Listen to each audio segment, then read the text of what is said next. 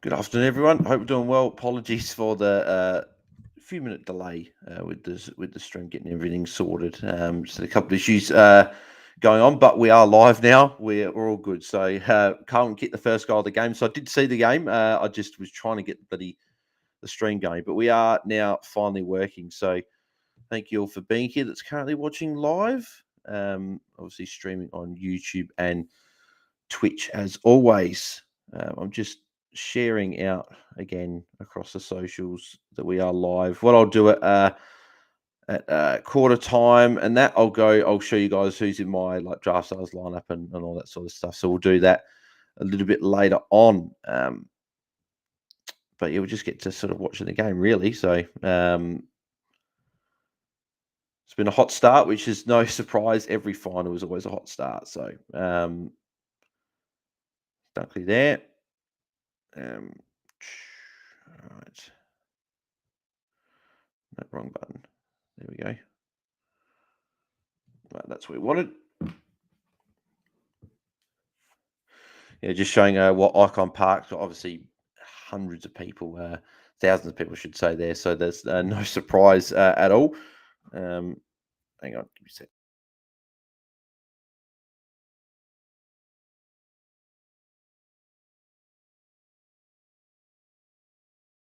So just a couple bits of hair on my microphone, which was going to annoy me if I didn't get them off. Owning dogs around here is always going to mean it's going to be hair in places that you don't want, unfortunately. Only good mark there. Ben Hayes, don't get me started on quarter and pound. Nice VC on Marinoff. Gardner going to go 200, maybe. Firstly, coordinate. Yeah, unfortunately, she's got to go. Yeah, just I didn't watch that game. Watch the other game, but yeah, just when you can't have someone scoring 20, 24 like she did. So she's got to go. And then, yeah, pound, I think she's got about 29 as well. I think it was more to do with the matchup, but we did see first game back with Karen Peterson. We saw both of them score poorly. So I think getting off both could be the play. Sneeko, don't you bloody start me on Marinoff. Must have taken the VC off her 20 seconds before the game. Oh, bloody damn it. Yeah, and that's because what it's this. I had a look at what the second highest score in AFLW fantasy history behind Bowers 8181. So I think, to be honest, with Marinoff's probably well deserved that she gets the second highest score because her and Bowers have been the sort of the two best players in fantasy since sort of the start of it. So it's good to see Bowers and Marinoff have the two highest scores ever. So um, Ben Hay said bloody Phillips as well. She got Eagles next week, but I can't trust her. Listen to this. I got pound in for Carney. Like, come on. Yeah, I know that's unfortunate. Bringing pound for Carney, and actually, yeah, Phillips for me was another one that was probably going to be going. But the fact she's got West Coast next week probably means I keep her for another week. Like it was a tough match against Geelong. Port just didn't really get a hold of the ball. It was really only Gemma Houghton that actually scored many points in that game today. So knowing that she's got a couple of easy matchups coming up, I'll probably hold Phillips and I'll just try and work around her like I might do. I've got a feeling that Nina Morrison's going to be suspended. If anyone watched that game, she did have a bit of a heavy hit on one of the Port Pass. Can't remember who it was. So I think she could get a week, which means she can go, and I might be able to go her to Too Good or Whore, go Postlethwaite down, then maybe go Brig Davy up to Prosparkus or Garner or someone like that. Might be able to get something a trade like that happening. Corey, I had Phillips out for Goldsworthy, Lister to Darcy and Postlethwaite to Paris McCarthy, but went Carney instead and kept Phillips. Yeah, it's those 50-50 calls. I would have got rid of Phillips just because I think Carney's locked into a top 5 defender, whereas I don't think Phillips is locked in, and definitely not now after sort of the lower score from the weekend. But I would have done the same thing. I'm 8-18 from 8 with VC on Marinoff. How good? I actually don't know what I'm on. I had the VC on Marinoff, but I had a couple of lowish scores, but I think I'll still be doing better than a few other people, which is good. So Sneeko says kissed. Marinoff had a good game, that's for sure. She was everywhere. Mackay lining up for goal, and I'm assuming that, yeah, he'll get. I can't get my words out at the moment. He'll be going for the snap, and he's like not on that much of an angle. I still don't get this. I don't know why it's so hard to kick a drop punt. It shouldn't be that hard. I played football, even though it wasn't AFL, but So he's kicked it. So Carlton got the first 2. Good start for Carlton. I wouldn't have been doing a drop hunt for that. I still don't get it, but what can you do? But yeah, I think Brisbane will win this game. I know that Carlton obviously started well, but I'd obviously started a bit late, so I didn't get to do my tips and stuff pre-game. But I would have said Brisbane, and I would have said by about 10 points as well.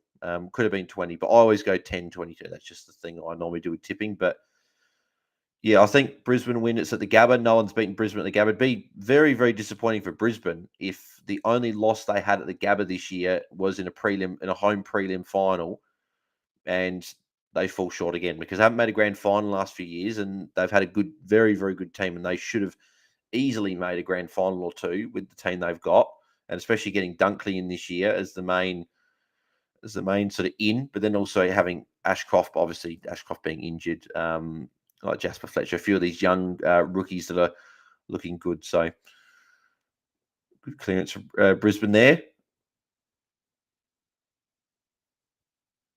Danaher not quite being able to hold on to that there. But yeah, so off the top of my head, my draft size line, I think it was defense. I had Kaneen Coleman. Oh, no, I had Nick Newman and Alex Chincotta. Then, no, hang on, no. I think it was it Kaneen Coleman. I think it was Kaneen Coleman and Alex Chincotta. And then midfield, I went big. I went Chera, Walsh, and Dunkley. Oh, Mackay going into the fans there. I went Walsh, Chera, and Dunkley, just sort of going big in the midfield. Then I also had, I think it was Jasper Fletcher as the cheap midfielder I had. And then forward line, I had Zach Bailey, Devon Robertson, and I went Pitney in the ruck. So I went a few cheaper guys. I don't expect to really get anything out of the draft size lineup, but I guess we'll see how we go anyway. I'll tell you what though, Walsh, the way he's playing at the moment, he's definitely letting everyone know for next year for fantasy that he's probably going to be one of the most selected players to start next year. He'll be priced at in the 90s, and for a guy that we know can, and he's just taken a mark there, great mark as well in front of McKinnon. We know he's a guy that can go at 110 for long periods, or average 110 for a season, and he's shown that he's almost threatened to average 115 for the year, and that could be next year. So he'll be a guy that will be selected by a lot of people. I think a lot of people's midfield will probably be starting next year. Took, Callum Mills, Jack Steele, and Sam Walsh. That'll probably be a lot of people starting midfields. And then if you can fit another one in, then you've got that, because obviously the rucks will be a little bit cheaper next year than what we've normally done. So Dunkley, good hands to, is that Berry? Yep.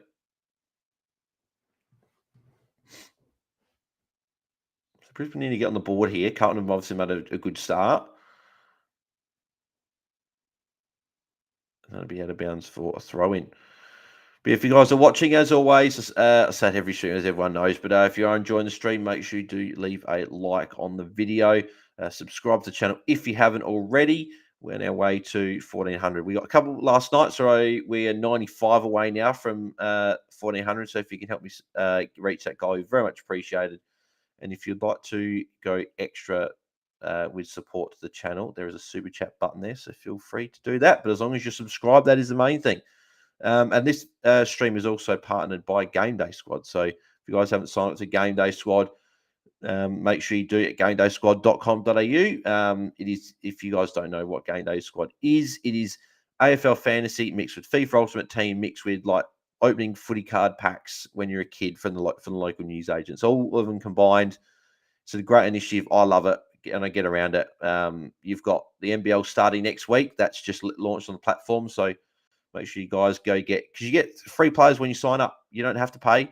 You get free players. You can obviously pay to open more packs, but you get free players to start. You might be, and then you get free players every Monday when you just for logging in. So yeah, make sure you get around it. NBL stay next week, and obviously AFLW is still going as well. So it's still, you can still get your team sorted for that and win weekly prizes if you register now. So yeah, make sure you do. And thanks again, GameDay Squad. Might even have potentially Callum, who is obviously one of guys at the top at GameDay Squad. He might be joining us potentially, but we will see. If not, we'll Already doing the stream regardless. Straight to McGovern. Not a very good kick there. Brisbane been a bit untidy early, not hitting too many targets. It's a bit of a sloppy start for them.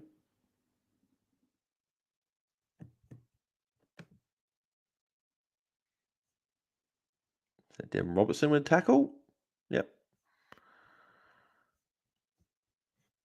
Now, I wonder how the draft sales line will go. Again, I didn't put a huge amount of thought into it. I sort of just delight that I like the look of.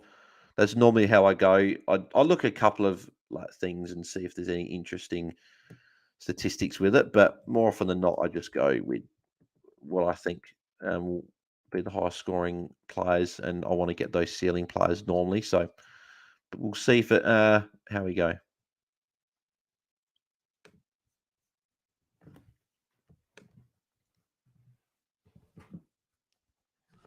So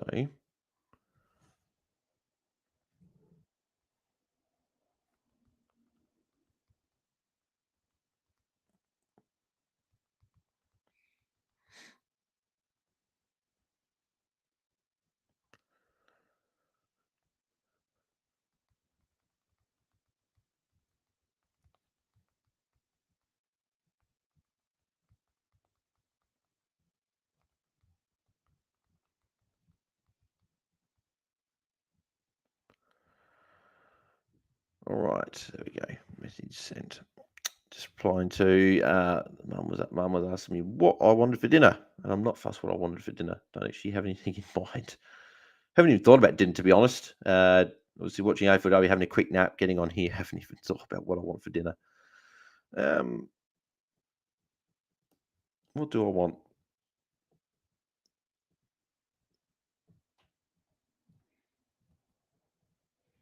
It doesn't actually matter to me because the shops will be shut now. So whatever she's got is what we're having, really. Interesting to see how Doherty plays tonight, or today. Tonight. However, it's 5 p.m. That's pretty much tonight. So I'm interested to see how he plays tonight. Obviously, with the dislocated shoulder from last week and sort of playing through it. So he will obviously, if Carlton win, then he'll obviously play next week as well. There's no way he's gonna not play next week and play this week. So is that 50? So Jack Martin will be lining up for goal from the goal square. So this will be Carlton 3 goals. 3 goals to nothing to start the game. It's a big start.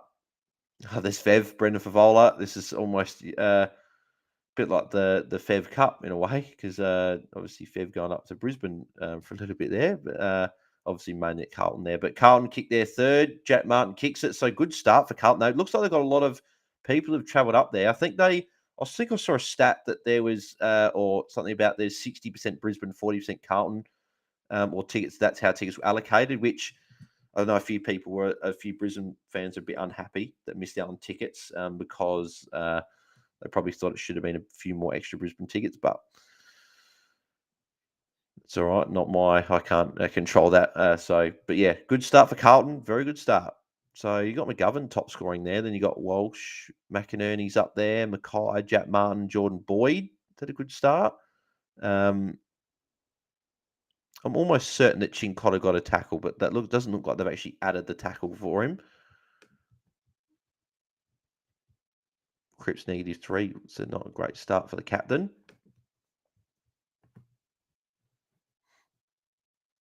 Good take by Doherty there. If there was any pain in the shoulder pre-game, there's Doc.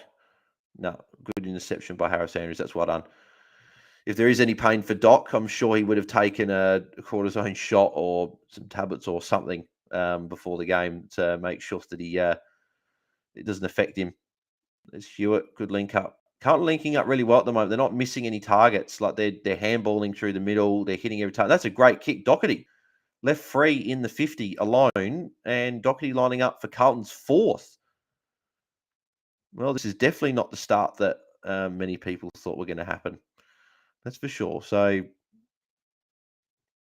you see Leicester just under pressure again. Not a lot, but just enough, and kick on the non-preferred and turns it over to Akers. And then again, Carlton going down the other end, and Doherty left in the 50 completely alone, which is very surprising. You're leaving a guy like Doherty alone in the 50. So can he kick it from here? It's a lovely kick, and that's another goal for Carlton. What a start for Carlton. It's a lovely kick, and Carlton have got the first 4. It's a big start. It's not just turned from a good start. It's a great start for Carlton.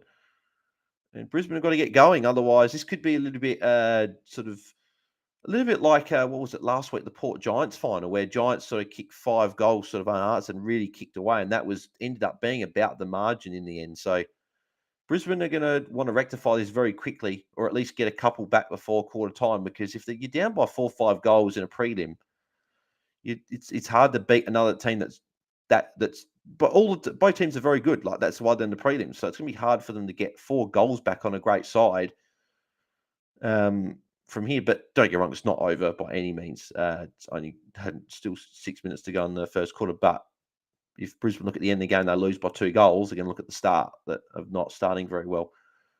So there you go, another clearance for Carlton. So Pitney again getting it out of there and giving it to Hewitt and Curnow. Wow, this is huge. I didn't expect this. I thought Brisbane were going to win, and I thought Carlton will start all right, but I didn't expect it to be like this. This could be 5 goals to nothing. Whew. Could we be getting this Collingwood Carlton grand final that I'm sure a lot of people are probably wanting just because of the spectacle? I wouldn't mind it as a spectacle. I think this is the game last night. I was half hope. Oh, Curnow, he's got it. Yep, 5 goals to nothing. Or 5 goals to 1 behind. 31-1. 30-point start. I don't think Carlton fans would have even dreamt that this would be the start that they'd be getting. So, an awesome start for them. But like last night, I was probably half hoping the Giants would win, but I was like, if Collingwood win, they've been the best team all year, so I don't mind. Tonight, I really don't care who wins. I'm honestly happy with either team winning. If Brisbane win, it rewards both Collingwood and Brisbane for being the 2 best sides all year, and they'll be in the grand final. But if Carlton win, not only have they been the form side of the back half of the year, but it would be just an amazing spectacle seeing Collingwood and Carlton in the grand final for, I don't know when the last time they would have played off in a grand final is, but the 2 biggest sides in the AFL in a grand final, it'll be the most attended game for a long, long time, probably 40, 50 years. There'll be over 100,000 people there. Obviously, the AIA, IA Bank Arena or something or whatever, the one that the Collingwood train at and Icon Park, they will be absolutely packed next week if that's the case. But still got plenty of time to go. Brisbane are still in it. They're just not a good start. So Dem Robertson there getting involved as well.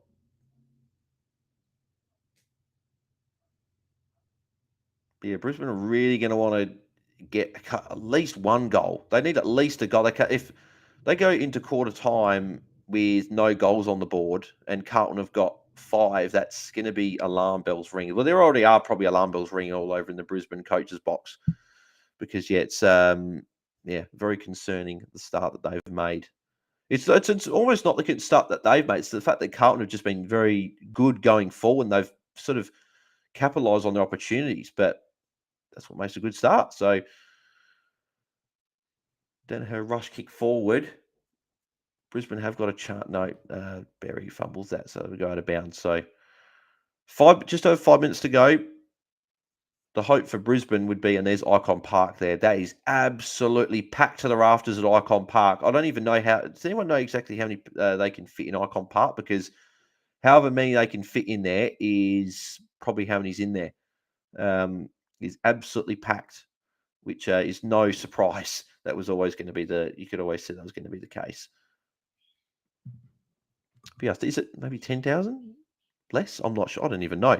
I know they had AFLW there earlier today, so maybe some people would have stayed. A lot of people would have stayed from that game. Probably stayed for a couple of hours, and then watched the game. So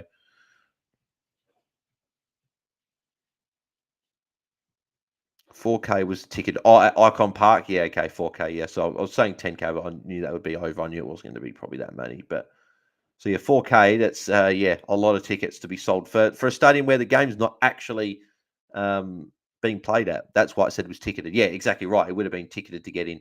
Wouldn't just be sort of a turn up if you want. So it's funny that we live in a world where there's like you can buy tickets to go to a stadium and watch a game where you're not actually at the game, which is cool. It's a cool experience. I'm sure that there'd be actually no, but I'm trying to think if the Crows, for example, made the grand final, like if Port made it be at Albion or whatever, but if Crows made a grand final, where would exactly people watch? There's not really a stadium per se that they train. Would they maybe get Adelaide Oval, sell at Adelaide Oval? That'd probably be the thing that I'd probably say. There's no like training facility like Icon Park or Albion where they'd be able to sit there and watch the game. But hopefully one day.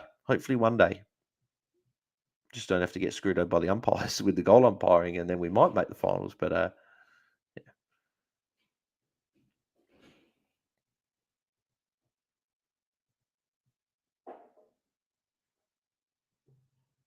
McInerney loves those 30-meter handballs. Right, maybe I should have gone bloody Jordan Boyd over Alex Chincotta. That would have been a good play for my draft stars lineup because Boyd's on 23. And I think they were very similarly priced as well. So yeah, I shouldn't have gone Alex Chincotta. I went him last game and he cost me with a crap game. So I shouldn't have done it again.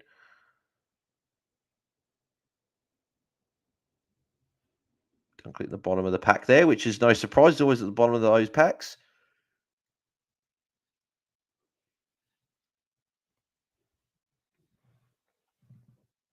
There's a lot of Carlton supporters there, plenty. So it looks almost like a Carlton home game. Like you're seeing the maroon colours there, but you're not. You're seeing a lot of navy blue as well. So it's definitely near at least nearer a 50-50 crowd than most home games for teams. That high free kick for Dem Robertson.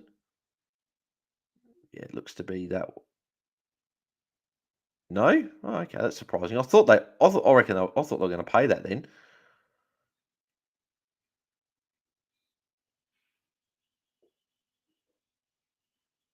I was went on by Dan Robertson there to get away from Sam Walsh. Akers, who kicked that winning goal last week. I think Jack Payne as well is another big out for Brisbane. He's been playing very, very well all year. I think he's kept Darcy Gardner out for a lot of the year as well with how well. But that's a lovely kick by Canine Coleman to Lockie Neal there. And again, see, handball, turnover in the middle of the ground. They're in the centre. There's Chincotta, and he drops it. And he doesn't even get a touch. You idiot. He's not gonna have a good game, is he? He's gonna be very quiet. I still thought he had that tackle earlier, but he's gonna be one why I don't do anything with draft stars. I still don't know why I do draft stars. I keep doing it. I don't get much. I think I got a return in the first game, the $35 from the first final. That was what Collingwood and Melbourne. I got returned from that, but since then I haven't got anything back, which is sort of just a bit frustrating that not getting anything back there. But Docky not taking the ball, and again handball by Zach Bailey, too close to Neil. Then that has to be a tackle by Chincotta.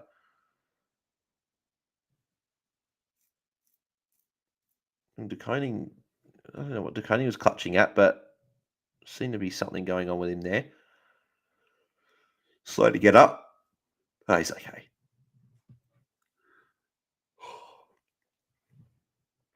Yeah, Dan Robertson, yeah, they sort of just bumped there. But everything for Brisbane at the moment is under pressure, and there's a lot of missed handballs, missed disposals. That's a bit good kick by Jared Berry there. So he hits Hipwoods. This is Brisbane's first real good opportunity to have a look at goal. They've had a couple of chances to kick two behinds, but they haven't had a genuine sort of set shot. Whereas here, so Hipwood has to kick it. Simple as that. You can't go into court. It's only a minute 39 left. You can't afford to be going into quarter time with no goals on the board in the home prelim.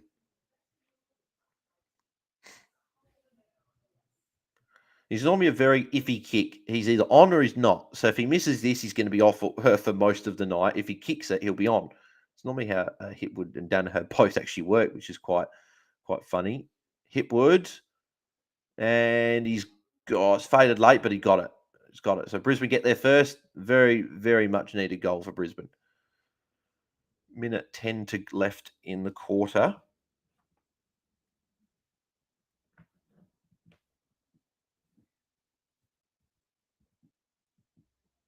Just seeing as well, that Dan McStay has been ruled out with an MCL injury for Collins. That's a big loss, actually.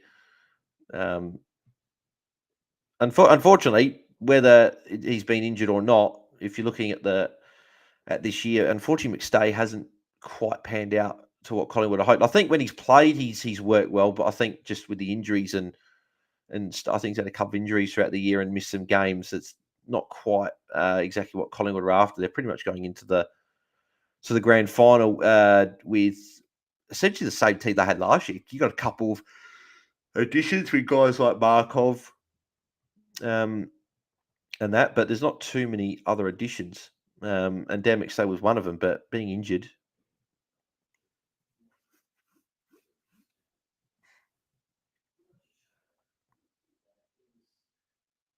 McInerney thumping that towards. He loves doing that. He'll either thump the ball out of the hit out or he'll grab it out of the ruck. He's actually the second highest scoring player on the ground at the moment with 30 points.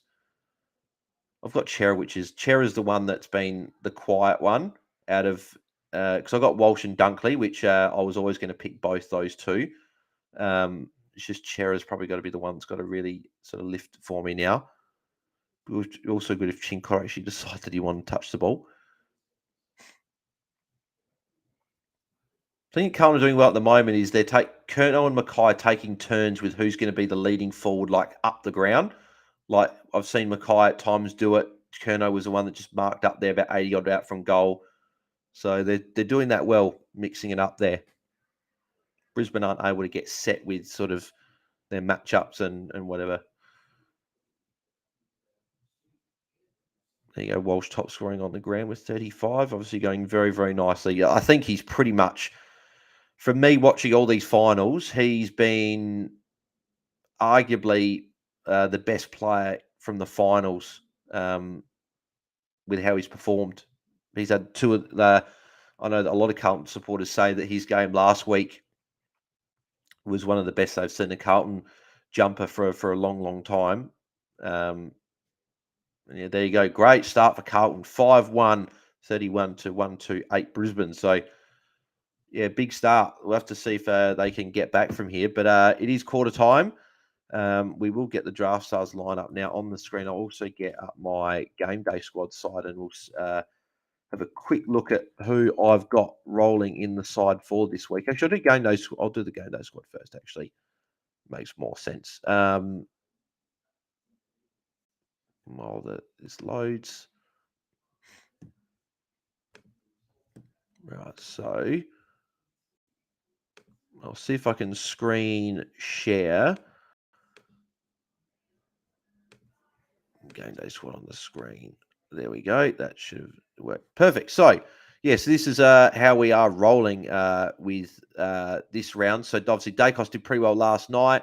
Got Doherty, who started very well. He's one of the top scorers on the ground. Nick Newman, where's Nick Newman? 18. That's not awful there. I know we had Adam Sard as well, who has not made a big start at all. He's been a bit quiet. He's down there a bit. Actually, no.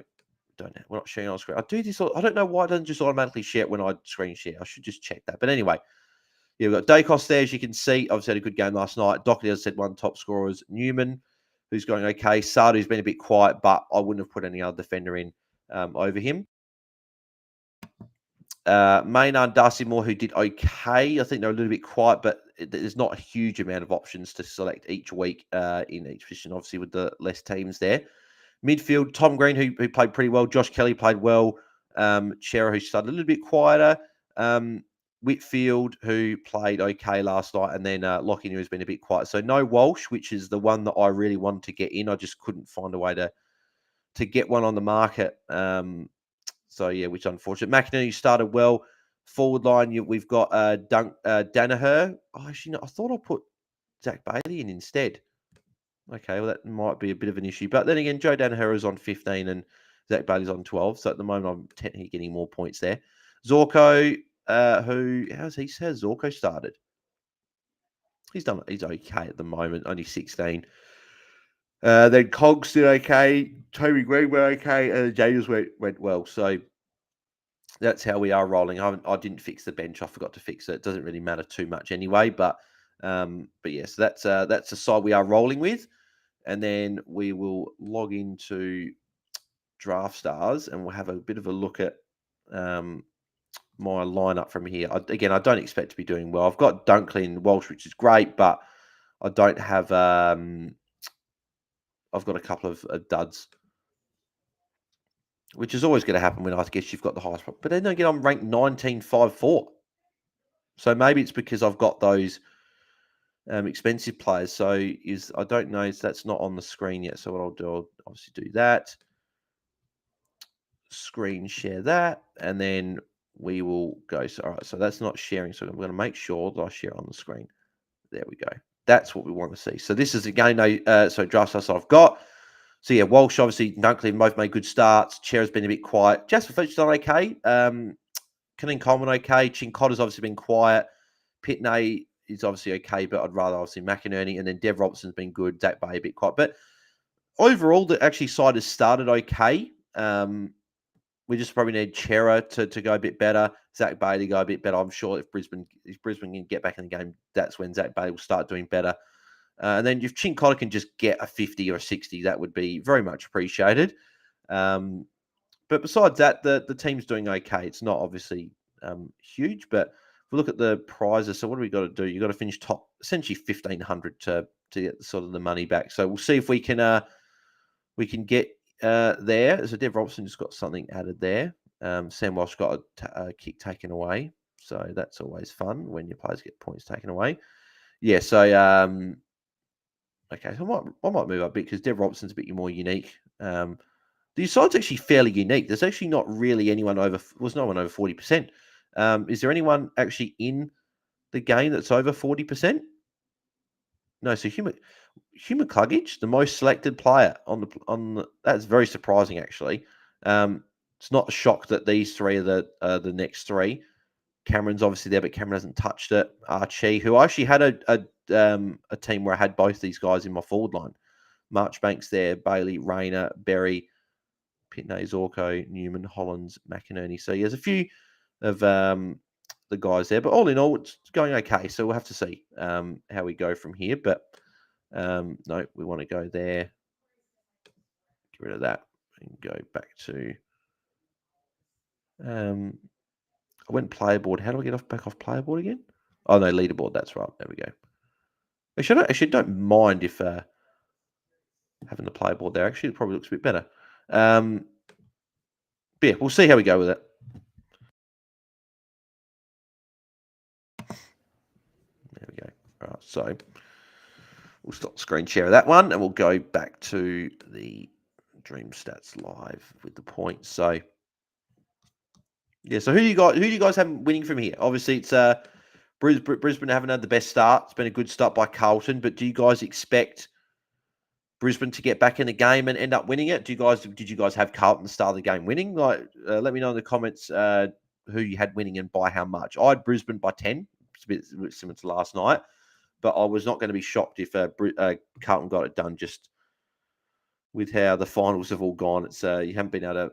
It's been hard to sort of pick which way the game's going to go because they've all been fairly close, which has been good. That means that the last couple of years that all the finals have been pretty close, which has been good. Actually, let me have a quick look at that. Actually, there's Will Ashcroft there watching on. He'll be obviously very despondent watching on when he could have been out there if it wasn't for these bloody ACL injuries. Yeah, there you go. Collingwood by 7 points over Melbourne. Carlton by 6 points over Sydney. Giants won by 24 points and Brisbane won by 48 over Port. So, Giants won by 24 over St Kilda. So, those two were a little bit more one-sided. Then Carlton by 2 points against Melbourne. Giants by 23 points against Port, but the game was a bit closer sort of than that. It was pretty close all night. And then Carlton by 1 point last night, sorry. And then obviously this game's 24. So, yeah, all the games have been pretty much very even, which has been good because I remember that there was times where a few years ago where some finals were big sort of wins for teams. Mackay at the back. Is that dribble? No, he's missed it. Didn't dribble through. But yeah, if anyone, I sort of keep forgetting to do everything. But if anyone's trying to sync the game to what time I'm watching it, I'm now seeing. So Leicester's just kicked it out. So I'm at 30, 1929, 1928, 1927, 26, 25, 24, 23. So that's where I'm at. If you guys did want to sync up and watch it with me, but I should do that more often. I should do it at the start of the stream and get it all synced up at the start. So that's something I'll have to take into account for future watch-alongs. Obviously, this will be the last watch-along for the weekend. Obviously, this is the only other prelim, but we will be live next Saturday. I'll probably do a little bit longer stream. I'll probably do a stream maybe an hour before the game, and probably in the lead up to it, to the grand final. We'll get, because that'll be a big one. Hopefully, we get a fair few people tuning in. I'll probably get a few people to jump on the stream as well at the start, speak about the game and whatever. Might get Tim on, get a few guys at Gameday Squad, like maybe Callum or Tom or something. Might even Mitch from Ball Boys or something like that. We'll get a few mini monks, something like this. A few people we've had on the stream throughout the year. Might try and get a few on in the grand final stream next week. That'd be pretty good to do. McCarthy couldn't quite bring it down. Good tap by Charlie Cameron. I think that's his first points there. I don't know why Charlie Cameron's trying to be aggressive with Adam Sudd, putting his sort of forearm into Sudd's head. Bit stupid. Maybe Brisbane are a bit rattled. Maybe they're rattled. Maybe Brisbane weren't expecting this. Well, they wouldn't have been expecting to be 5 goals. The first 5 goals all going to Carlton. Doherty again. But unfortunately, in fantasy, will not be a defender next year. He'll be a straight midfielder. So Newman, good kick to Fogarty, who did really well. He gave the original handball in that back pocket there, and he ran all the way down straight to Kenny Coleman. I have a bloody hair in my throat or something. Bloody feels ticklish. It's not like a cough from a cold. It's just annoying. There's Kadeen Coleman again. Good. I wouldn't mind him racking up with the ball, which is good. A nice 12 points there. Yeah, it's just that's what I was going to see. How much was Jordan Boyd compared to Chincotta? That would be a good thing to have a quick look at.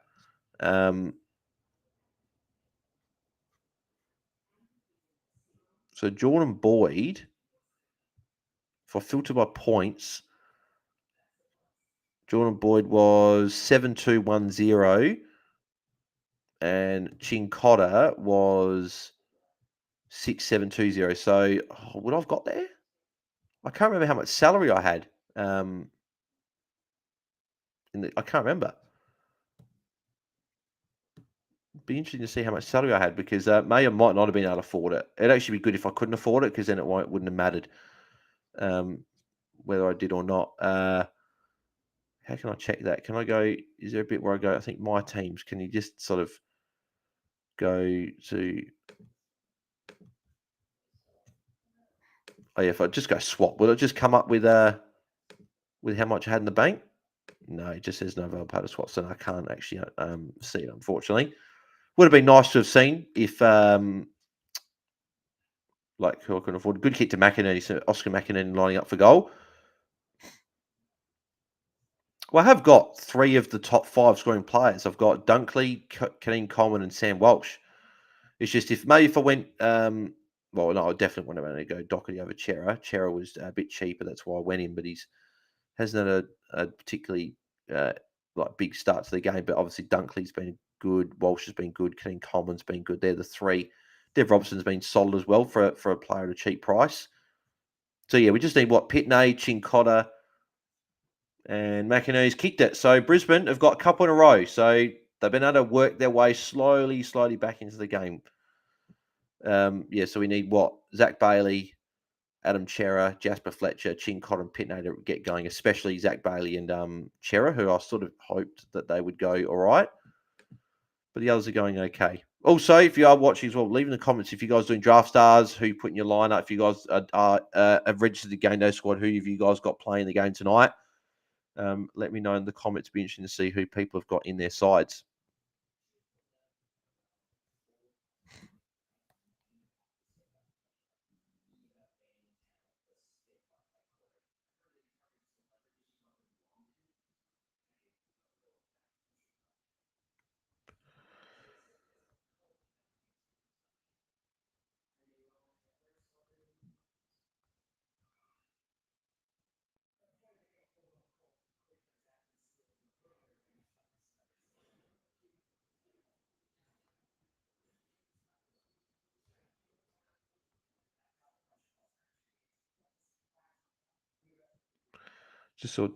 Just missed it. Danaher's now lining up for goal.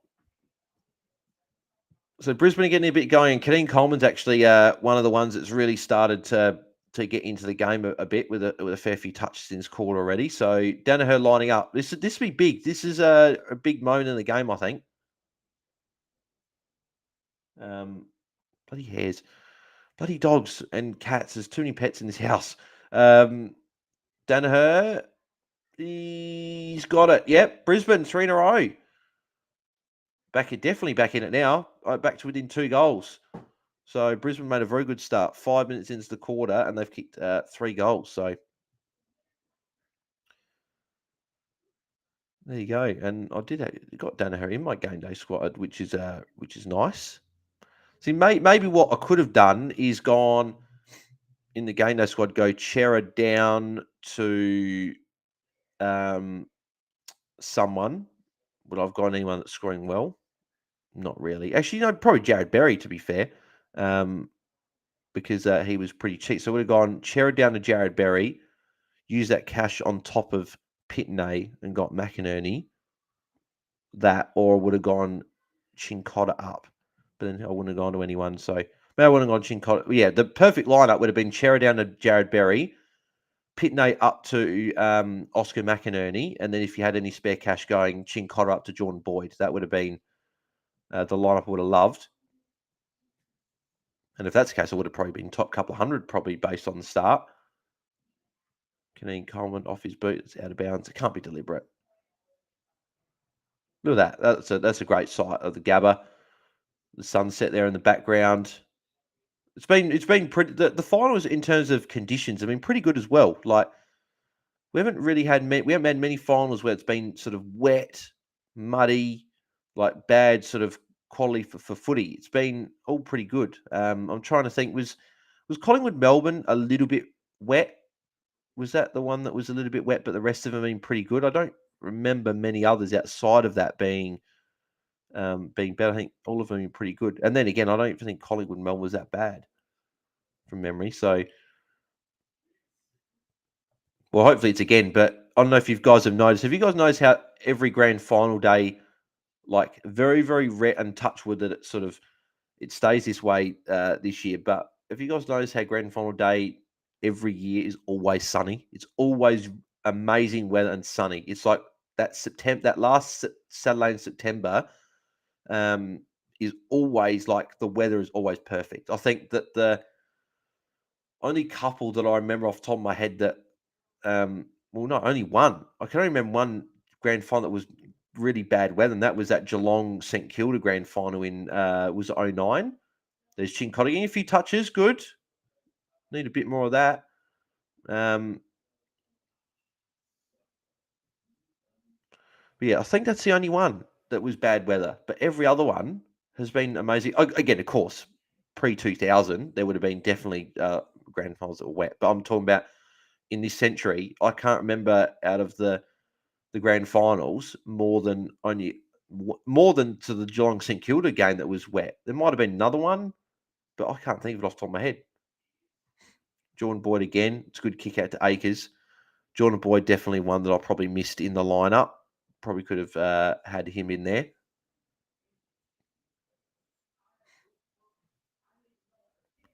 But you can see that Brisbane players have started overtaking a few of those Carlton players at the top. Carlton had a lot of the high scoring players there in the first quarter, but Walsh hasn't touched it this quarter. Chera hasn't touched this quarter. Cripps has been pretty quiet throughout most of the game. So Brisbane's starting to turn the game. Obviously, three goals in a row, but yeah, they've really sort of started turning it. There's Walsh for his first touch of the quarter. See, it's Brisbane under pressure. Coleman, good tackle on Mackay. So it's Carlton under a bit of the pressure now. I'll see Chincotta's name right at the bottom of the screen there, starting to sneak up. So hopefully he can keep getting a bit more of the ball. Actually, no, when I adjust it to there, he's not actually. So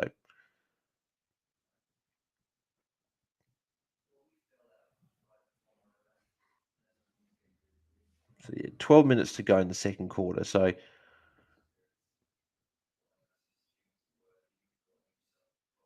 yeah, McAdoo's really like dominating in the hit outs and around the ball at the moment.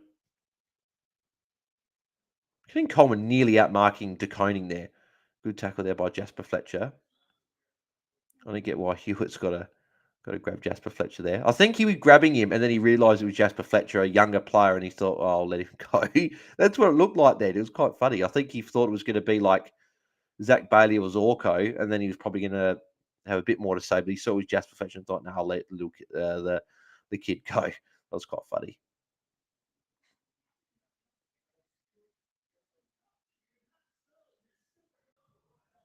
Jasper Fletcher's doing okay again. 24 points for him. Actually, so let's have a quick look at how the draft styles lineup's going. How's it going? So we're 1773. So about the same as we were at quarter time. Chair falling over. Chair is the disappointing one at the moment, only being on 18 points. Everyone else is doing okay. Obviously, Chincotta's been quiet as well. That's probably the other one that's got to lift. But everyone else is doing essentially what they need to. Sade, good mark. In front of Charlie Cameron. Charlie's been quiet. Start the game.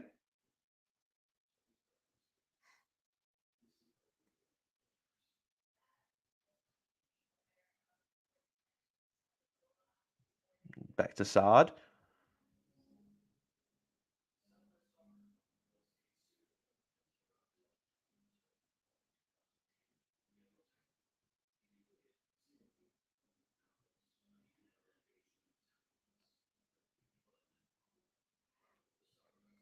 Zorko just thumping it down the line. I think Carlton should just take a few touch here. So Doherty's free. There's Doherty. Doherty's playing well as well. The only reason I didn't put him in was just because of the shoulder. I was a bit nervous about the shoulder. I put him in my game day squad because I didn't have any other defenders really to pick, but I didn't go Doherty in draft stars. Just I was a bit worried about the shoulder, but he's really got involved. And Marchbank had him available again and sort of going long, which is not sure would have done that. Well, turns out well. DeConing's taken a good mark there.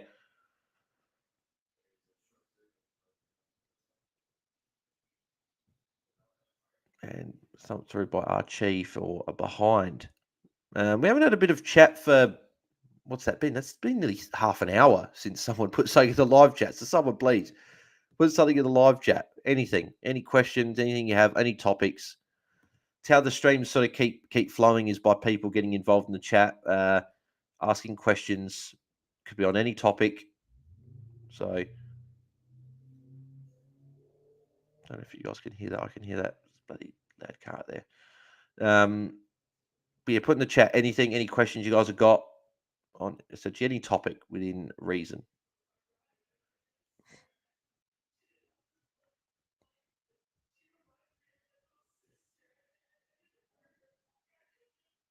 Hipwood, that's a good mark. I would have paid that. Yeah. They've paid it. You can't take advantage with that, unfortunately.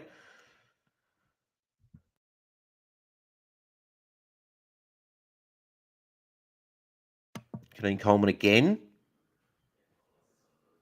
Goes to Danaher. That's a great kick as well by... Was that Danaher? No, it wasn't. Who was that? Was it Archie? Might have been Archie, maybe the green boots. But Coleman now is what's that? He's the third highest scorer in the game now.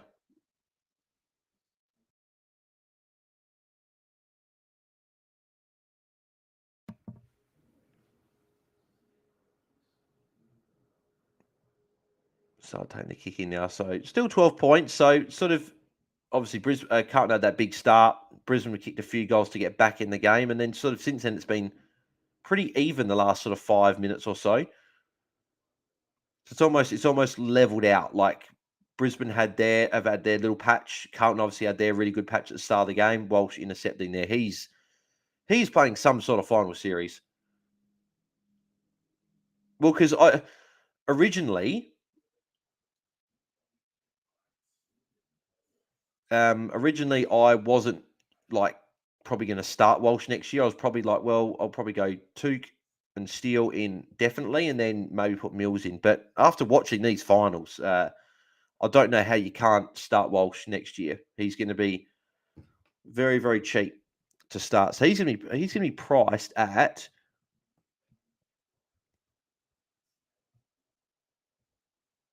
95. So that's extremely cheap for a player that we know can average 110 realistically. So and could even go 115. Who's that? Paddy Cripps got a free kick. So apparently he has been a little bit banged up in these finals. But who was that? Oh, so it was against Dunkley. It was against Starcevic, who came in high. Yeah, there. Yeah, it's a free kick. Yeah, came in high and late. It's also is it 50? No, I thought they were paying 50 then.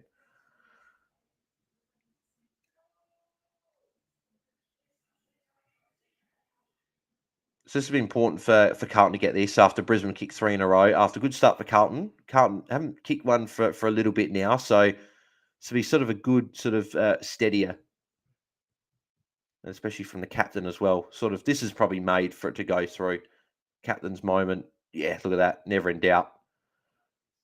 Goal for Cripper and Carlton back out by 18 points. They get that little bit of a buffer again.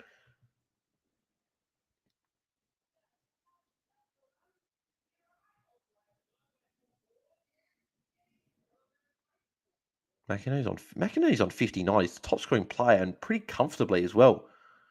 So I'll probably get that advantage over people in GameDay Squad because everyone that had Briggs would have put Briggs in. If you're looking at the Ruckman, Briggs, Darcy Cameron / Mason Cox, Pitney / De Koning, and McInerney. I think Briggs was definitely the guy that people would have had.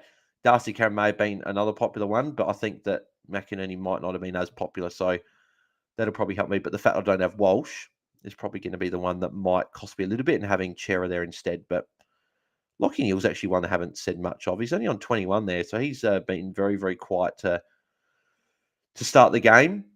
There he is with Cripper, one of his obviously mates, Ball Magnets.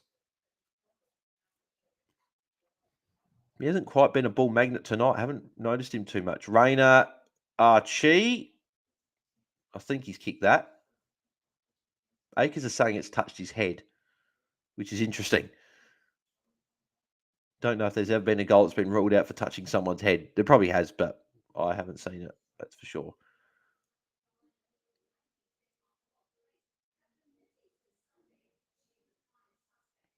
That's grazed his hair. That's grazed his hair. Does that count as touched? Does the hair count as touched? That's very interesting. It's touched his hair. You can see it. You can see his hair move. I like. Does this count as touch though? I'm assuming hair does count. It's part of the body, so I'm assuming that it's touched. But that's crazy that if a goal gets ruled touched for touching someone's hair, you can clearly see the hair move. So let's have a look. Does it count as touched? Yeah, it does. That's hilarious. Yeah, I thought that would have happened, but touched by the hair. That's hilarious. That should just shows Brisbane the luck not quite going their way at the moment. That's for Martin landed very awkwardly there. I think he's okay. He's got up, but that Didn't look good. Chera, good. Thank you. Takes the intercept mark. Get more involved, mate. If you can get involved and you got a tackle, so you're up to 28. So 10 points in the last sort of minute. If he can start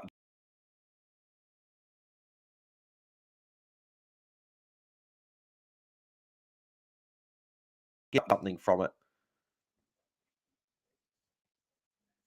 It's funny that because Chincon was such a reliable rookie for us in our teens mid-year, but like last sort of 6, 7, 8 weeks, he hasn't just been able to score at all.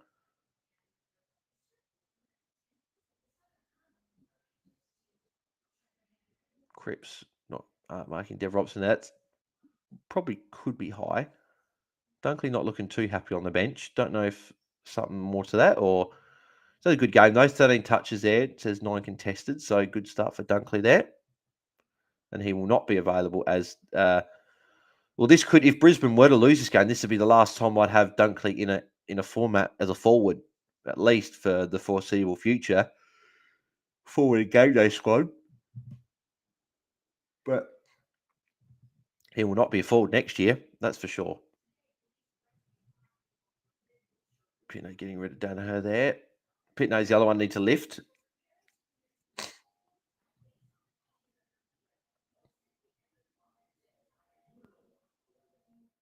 Was there a freaky for Brisbane or something? Because it looked like they were paying advantage for something. Danaher, McCluggage, Dev Robertson, back to Danaher. Shouldn't have gone Danaher there. He's on his non-preferred. Zorko back to there. A lot of handballs here at the moment. Not a great kick by Danaher there. Cottrell, that's easy intercept. Oh, that was a lovely tap by McKenna then. He's kicked it. That's a great goal. He's tapped that like basketball, like a basketball interception, tapped it out into his path and picked it up and snapped it from 40. That's a great goal. These Irish players, they can do some pretty remarkable things. I remember in the AFLW game today, Von Bonner for the Crows was running. Instead of taking a bounce, they did the Gaelic sort of little kick up, which was quite funny. And she unfortunately sort of fumbled at it, whatever. But that would have been a pretty good goal if she ended up kicking it. But here we go. So Danaher kicks it inboard. Not a great kick, but Cottrell going to go to Fogarty, and then McKenna taps it down, so it goes straight back up to him, and then he kicks the goal. Who's out? Dev Robertson on the bench. Bit of a finger injury. He's okay. He's laughing about it, but yeah, he's all good. So Brisbane have kicked 4 of the last 5. So Brisbane have definitely been able to work themselves back into the game. Rayner breaking tackles. And Marchbank interception there. Doherty should take that. Yep, good mark by Doc.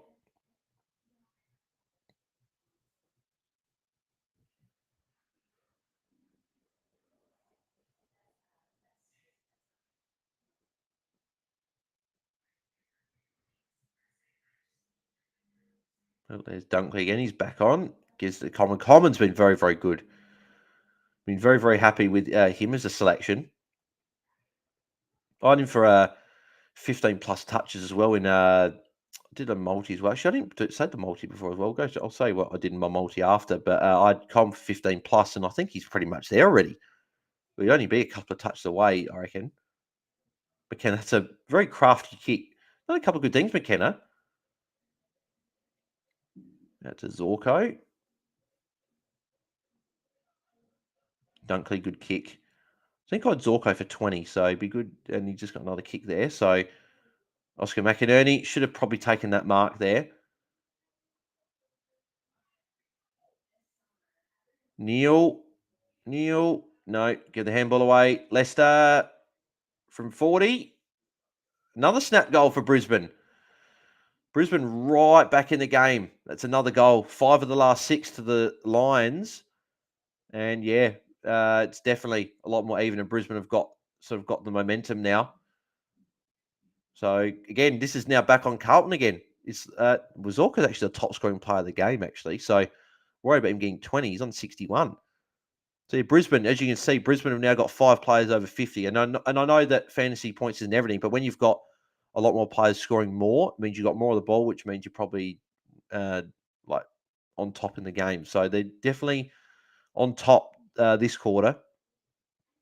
And then Doherty's the only player for Carlton that's had over 15. Even Walsh has only had the 13 points in this quarter, so he's been a bit quieter in this quarter. Chera still hasn't really got going yet. That Patrick did a couple of things in about a minute, but besides that, hasn't done much outside of that.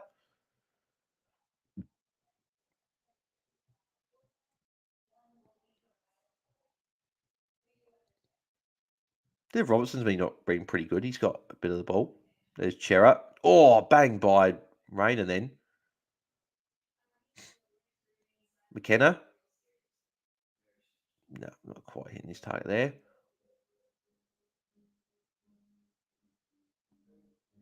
Kicks short to Sards. So Sards hitting a bit more of the ball in this quarter.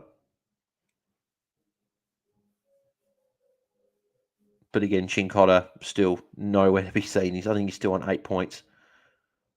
I think I remember every time he's got the ball, he got the tackle earlier, and he got the handball and the kick.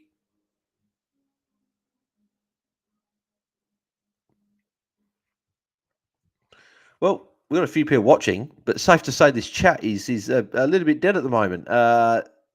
It was for my time. It was 5:12 was the last time we had something. That's 41 minutes ago. So clearly, people are enjoying watching the game, and people are sticking around. But yeah, the chat's sort of a little bit quiet tonight or this afternoon, wherever you are. If you're in Perth, it is this afternoon.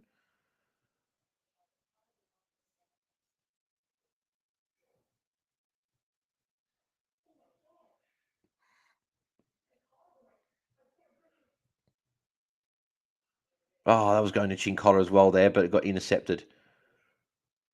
McCarthy.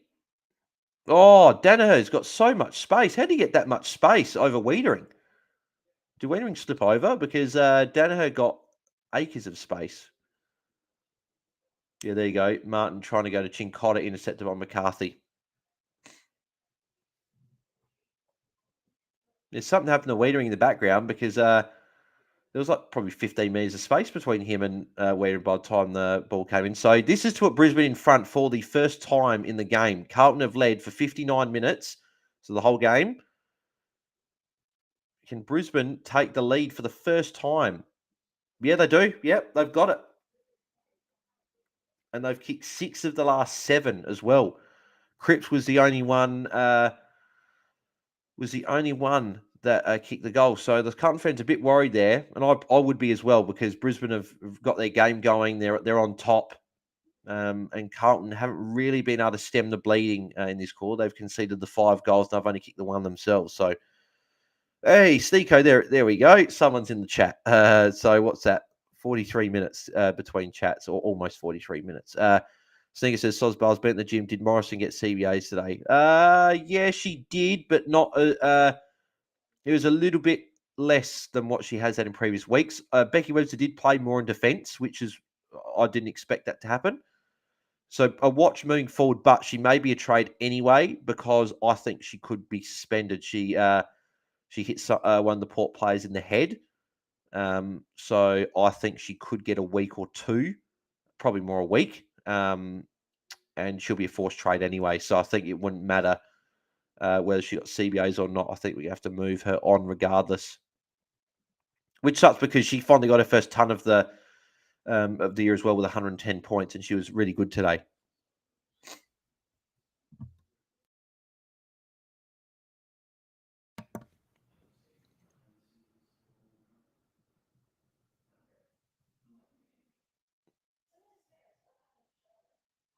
Oh, Charlie Cameron out the back. That was well done by Wiedering. Wiedering kept up with Charlie Cameron there. That was really well done. I know how quick Charlie Cameron is, but he was able to essentially stay step for step for him. Dunkley, good intercept mark there. Sneeko Walsh lock for next year. Oh, 100%. 100%. I reckon that it's almost unfortunate in a way for those coaches that were looking at him already. I was already looking at him. I wasn't sure McKenna. No, that stayed in play, and that'll be a behind. I was looking at him. Look at that McGovern there. Very well done. That isn't that holding the ball? If you try and bounce and you get tackled a little bit, that's still holding the ball. I don't know, but for those coaches that were locked in on Walsh next year, I know that for a fact Roy probably would be. But yeah, the way he's played this final series, why not? Why would you not have him? Because this year it was pretty much just injuries that really sort of, and just a interrupted No, it's actually more the interrupted preseason that really cost him this year. It was just the back injury from preseason, then obviously started the season, it came back like round 6 or 7 or something like that. And Charlie Cameron's taken the mark there.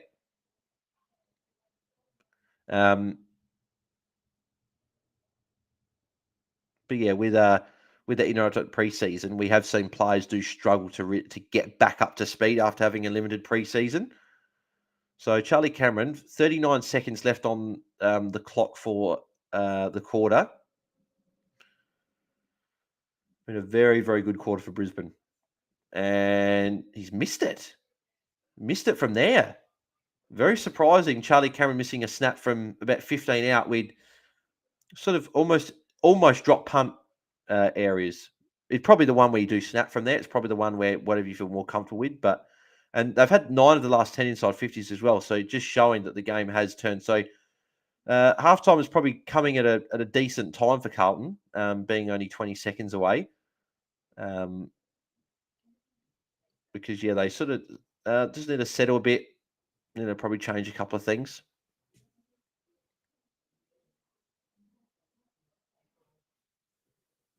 Yeah, Fags would be certainly a lot happier with the Lions in this quarter, and then Vossi would be disappointed in this quarter. That's for sure.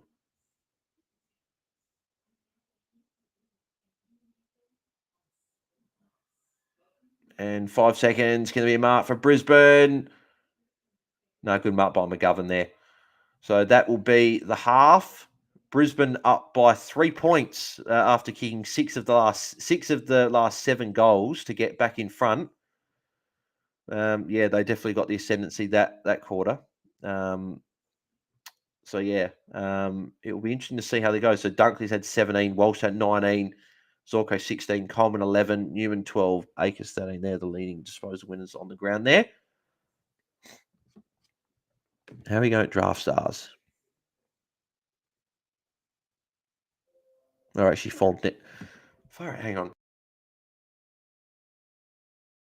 Bloody nose. Far out. Yeah, so fell on the way a bit with that quarter. So yeah, it's Pitney and Chincotta that have essentially killed. It's really Chincotta, Pitney, and Chera. They're the ones that have probably cost me.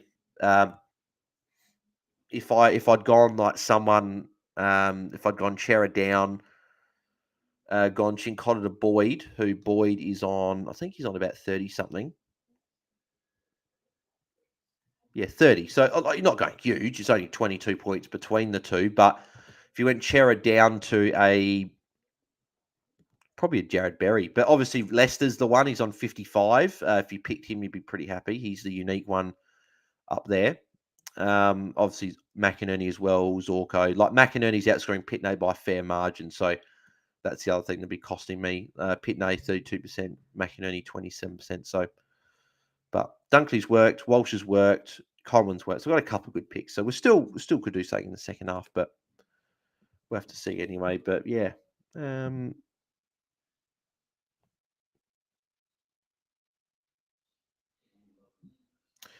Actually, yeah. So let's have a quick look at my multi that I did put on for the game. Just $2. Never really do too much outside of that. So I had Walsh for 25. He's on 19, which obviously that looks very like that'll hit. Danaher, anytime goals where he already got a goal. Walsh for 100 points. He's on track. Newman for 90. He's on track. Hewitt for 20 plus. I think. Did I say his name with the touches or not?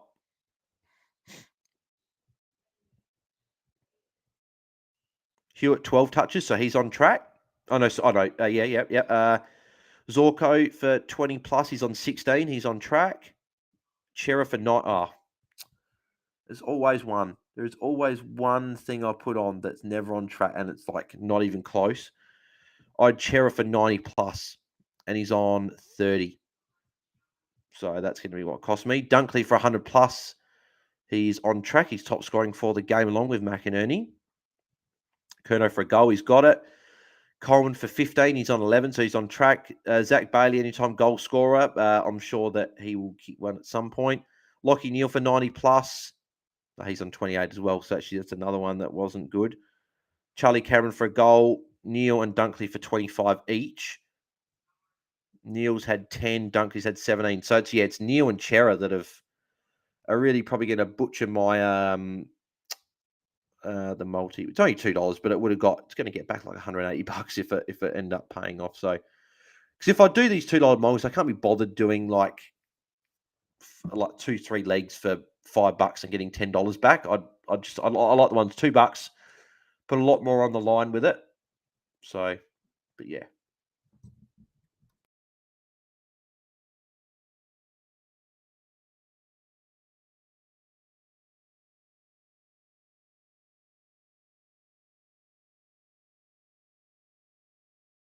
Some of my up and go if anyone's wondering exactly what I'm doing. So, if anyone, while I'm having my up and go quickly, if anyone wants to put anything in the chat, any discussion from the game about last night's game, the grand final, AFL fantasy for next year, AFLW fantasy, GameDay Squad, Draft Stars, anything related, put it in the chat. I'd like to get a bit of chat going over half time and have something to talk about while we've got 15, 20 minutes for nothing to talk about. So I'll have them up and go quickly and get in the chat.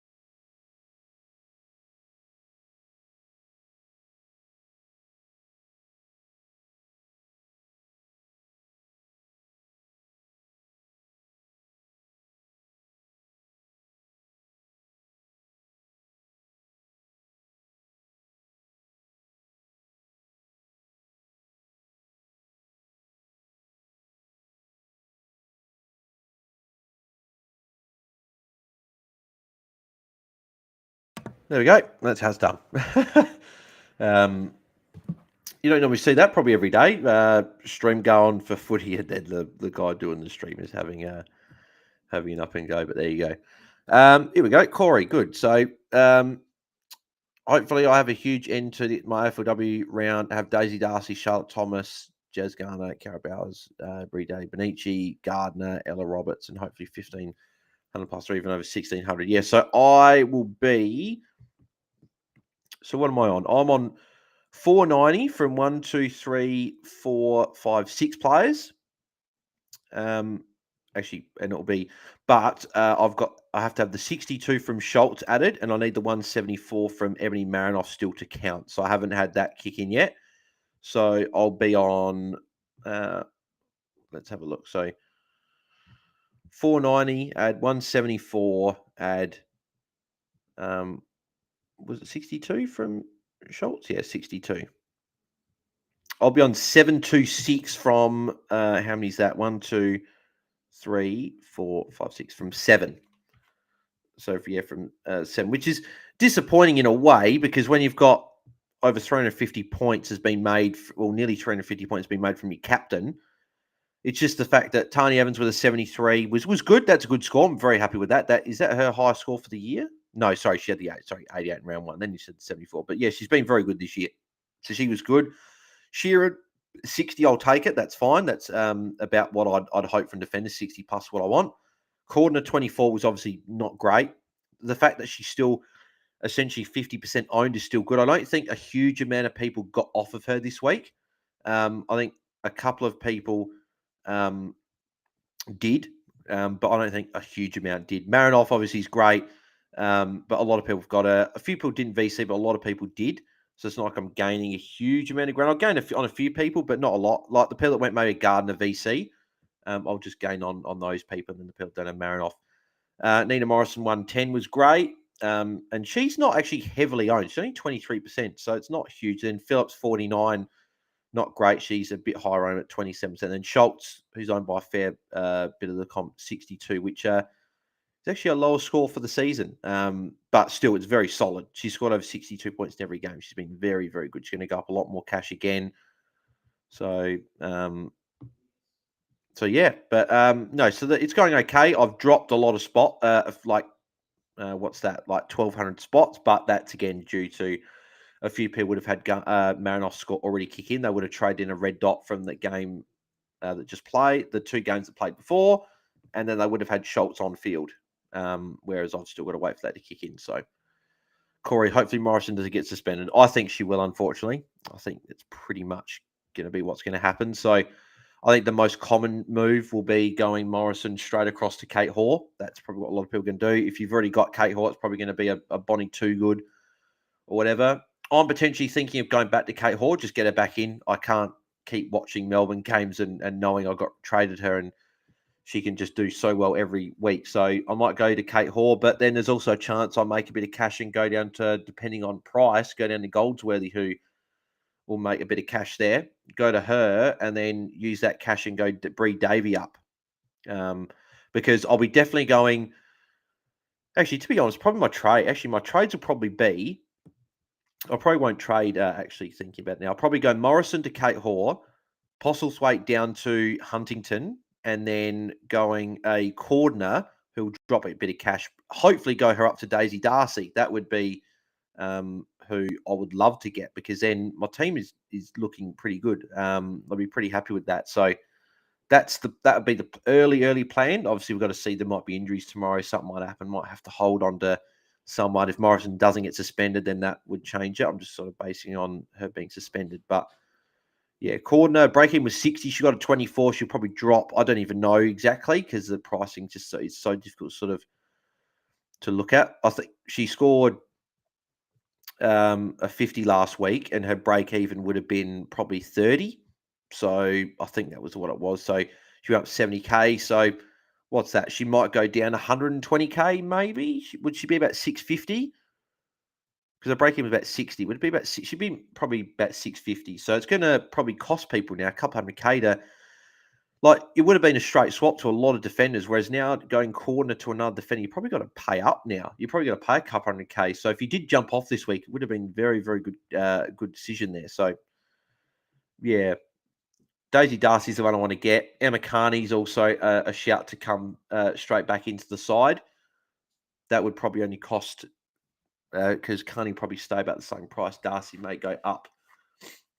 So it'd be Carney or Darcy that I'll probably have a look at. So yeah, we'll have to wait and see anyway. But I should be able to do those moves anyway. So I think, is Morrison more expensive than Kate Hoare? If I go filter by price forward, no, Kate Hoare's more expensive, but she did only score. Well, she got 92, which is obviously a great score. But Morrison got 110, so she'll go up in price again. So she'll probably go up a fair bit this week. So you probably won't be making any cash. You won't lose anything. You'll probably just be about the same price. So, but we'll have to see anyway, because we don't even know if Morrison will get suspended.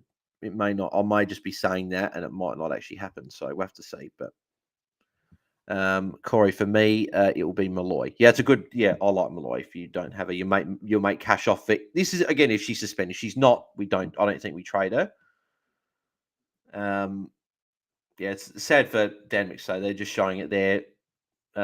Would have been playing in a grand final next week, but ruled out. Unfortunately, it's every year. Every year, there's always one player, whether it be from injury or being forced out through selection. There's always one player in a grand final that gets ruled out, which is always unfortunate. People were saying about that Dacos one for potentially.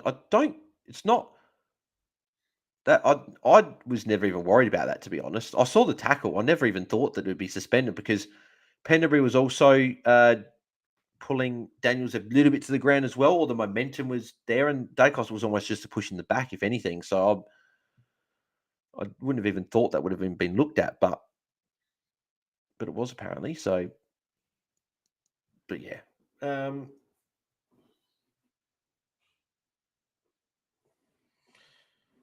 Anyone in the chat, put something in the chat. Let's talk about something. Got to find something to talk about. When the footy starts, it'll be different. But while we wait for third quarter to start, need something more to talk about. So, guys, make sure you get in the chat. And literally put anything in there. Like even if Mark's watching with that, he always comments Travis first or something. Just put something in there, so we can chat a bit. We got a few people watching. There are people out there, people watching. So yeah, put stuff in the chat. Get involved. Let's keep the chat flowing. But if you are watching, as always, make sure you do subscribe to the channel if you haven't already. Bottom right hand corner. Like the video if you haven't already. We've got how many likes we got? It says we've got a couple, but if you haven't liked the video, make sure you do. So we've got 8 people watching. So make sure you like the video. Hopefully there'll be 8 likes there. But yeah. I was going to check something on my phone. Oh, that's right. I was just going to see, did we get any extra subscribers throughout the stream so far? We haven't got any as of yet. But that is fine. But yeah, and always, if you want to follow my socials, they're all in the description below. Make sure you just follow me on Twitter and Instagram, the main two that I'm active on for everything. But also Facebook's there as well and whatever. But yeah, subscribe to the channel if you haven't, as always. And yeah, if you want to donate to the channel and help support it, essentially buy me a coffee in a way. I know there's that website they got these days, buy me a coffee. But essentially, if you want to buy me a coffee or buy me a drink or whatever, put a super chat in and help out, then feel free. That is always very much appreciated as well. Even $1, $2. But as long as you subscribe, that's the main thing. That's the one that that does help out the most. So because our next big goal is 2,000, and we are we're less than 700 away now, which is crazy considering that. Doesn't feel like that long ago that I just passed 1,000 and we're already on the way to 2,000. We're already a third of the way there, which is which is pretty good. The goal, the big goal is probably 2,000 by the end of next season. Probably this time next year, if I can be on 2,000, that'd be awesome. And yeah, and then obviously, hopefully, we build a community on Friday and Saturday night, or most Friday Saturday nights, where we watch the games together, do watch-alongs. I think it's a bit more. There's a lot more people, I think, interested in watch-alongs during the season because there's actually fantasy chat to have throughout the game. Whereas you can still have fantasy chat now, but it's not as relevant. A few people are like burnt out through 24 weeks of fantasy, and then obviously more because of preseason. So, but no, hopefully we can create a community on a Friday and Saturday night and watch it. Because there's not really a community for like an AFL fantasy watch along community. So that's obviously what I'm trying to build. That would be something that'd be really cool. Just to sort of Friday, Saturday night, sort of recap the day. More Saturday recapping, and Friday would just be just discussing the round and whatever. So yeah, that's the aim anyway. Corey, I hope Josh don't get most disposals as I picked that.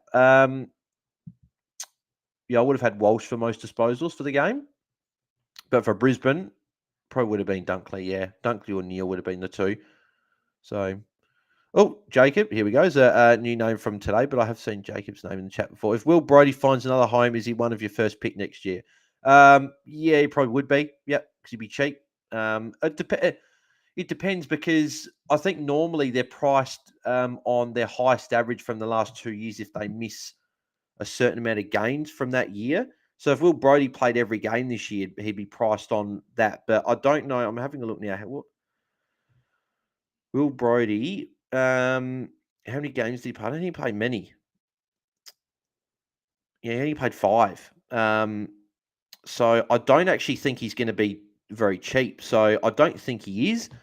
It'll just depend whether he is priced on what he averaged this year, which is about that 60 odd. Yeah, 67 from 5 games, like you said there, Jacob. But normally, when they only play 5 games like that, they normally get priced on their average from the year before. Whereas Supercoach and RDT will probably be priced on what he averaged last year. So I partly like it in a way, but then the other part of me is like, well, if everyone was priced what I did the year before, if someone only averaged like 40 or 50 and you know they're capable of 90, it's an easy pick and it sort of makes the game. It's not everyone had the same team. Whereas next year, I think it's going to be everyone's going to have a lot of different sides because people aren't going to pick Steele because of what he did this year. People are just going to be turned off by that. People aren't going to go Mills because of that, and they're both cheap. Took a little bit the same. I think Sam Walsh is going to be probably now the most selected out of those four. But then the rucks are going to be different because a few people might want to just get English or Marshall in, get the two best rucks in. People are going to obviously see Grundy's going to leave and probably go to Sydney, and Gawn's going to be solo ruck. So I think myself and a lot of other people are going to go Gawn and Grundy in the ruck. Goldie's leaving North Melbourne, so that means Cherry's going to be the solo ruck for North, so he's going to be a great discounted option. The hope is that he played enough games in the back part of the year that got him forward status. But part of me wants him to get forward status because then it obviously gives us that forward there that we all pick. But then part of me is just like, I don't want him to get forward status because it makes the rucks interesting because do you miss Gawn? Do you go the cheaper one and go Cherry and Grundy and put Jordan Sweet on your bench, which a lot of people probably will depending on his price? Because if Cherry's a forward, everyone's team will be Gawn, Grundy, ruck, Sweet on the bench in the ruck, pay up a little bit just to get a playing ruck, and then go and getting Cherry in the forward line. I hope that that's the case because it makes it easy, but it'll be probably a lot more teams being more unique if Cherry is just a plain ruck, which I think he probably will be playing ruck, to be fair. I think, but then again, when Cherry came back, he pretty much played every game with Goldie. So when Cherry came back, so he played the final 1, 2, 3, 4, 5, 6, 7. He played the final 8 games of the year. So those first couple, so Geelong, he had 45 hitouts, and then he had like 25, 30, 33, 21, 17. So it was from pretty much, I reckon it was from like round 18 or 19, he played more forward. So it just depends what they decide to do. I think all he has to do is he's got to just do 35% of ruck or average of 35% forward time for the season, and he'll get it. So based on that, there's a pretty good chance he gets it. That's 50 against Cripps with the second half starting as well. Corey, what do you think about Jeremy Sharp if he leaves? He didn't play a game. Well, he will be basement, I'm pretty sure, or very, very close to it because he didn't play this year, and I don't think he played much last year, which means he'll be priced on what he averaged from 2022, which was, if I get up Jeremy Sharp, so I think there's a chance he goes to Freo. I think that being a WA boy, and the fact that what's his name left? Liam Henry is going to leave. There's a wing spot open, and I think Jeremy Sharp is a perfect player for Freo to sort of fit in there. He's only 22 years of age as well, young player. So obviously didn't play a game this year. So we'll just quickly get up what he averaged in 2022. Hopefully this goes a little bit quicker than the last time. So 2022 average. So he averaged 41.2. So he'll be priced at 41, and I think he may be then it'll be discounted on 41 because he didn't play a game. So so he's going to be very cheap. He's going to be definitely under 500k, and he's probably more likely going to be probably in the 300 to 400k range, I reckon. So he's going to be very, very cheap. So you definitely pick him if he gets traded. If he stays at Gold Coast, maybe Dimmer plays him. If he's playing pre-season, again, it doesn't matter if he leaves or not. He's going to be cheap. So he's going to be one you watch regardless.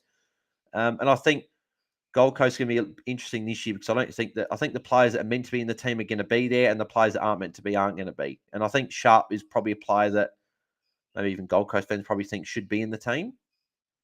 I think he should be. He looked really good in his first or second season that year that he. So I remember it was the end of the year. A lot of people were still playing him on field in fantasy because he was scoring hundreds. So if he's priced in the 30s or 40s, he's like 40 potentially career bet. What did he average in? Was it 2021 that he did that? think he may have averaged about that, near 90. I can't remember what his average was. It might not have been 90. It might have been 90 for the games that he played when he was like playing well. Here we go. 2021.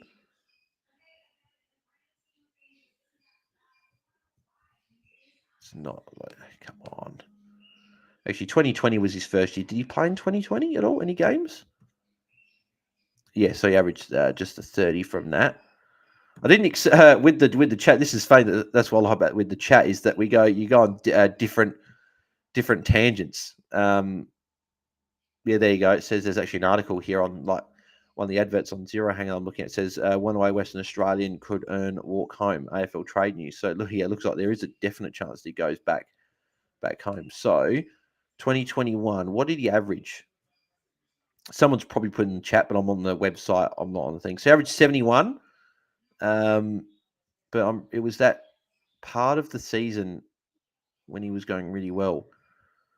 So yeah, he went 79, 60, 61, but then he went 123, 112. Oh, then he went a bit quiet after that. He went 34, 88, 74, and then he got a 6. So but if you take out that 6, which I'm assuming that was a sub-affected game or something like that, or an injury, but remove that, he's averaging near 80. So if he moves, there's a definite chance he could average 75 at a new team and be 30 odd points underpriced, which means it's a very good pick.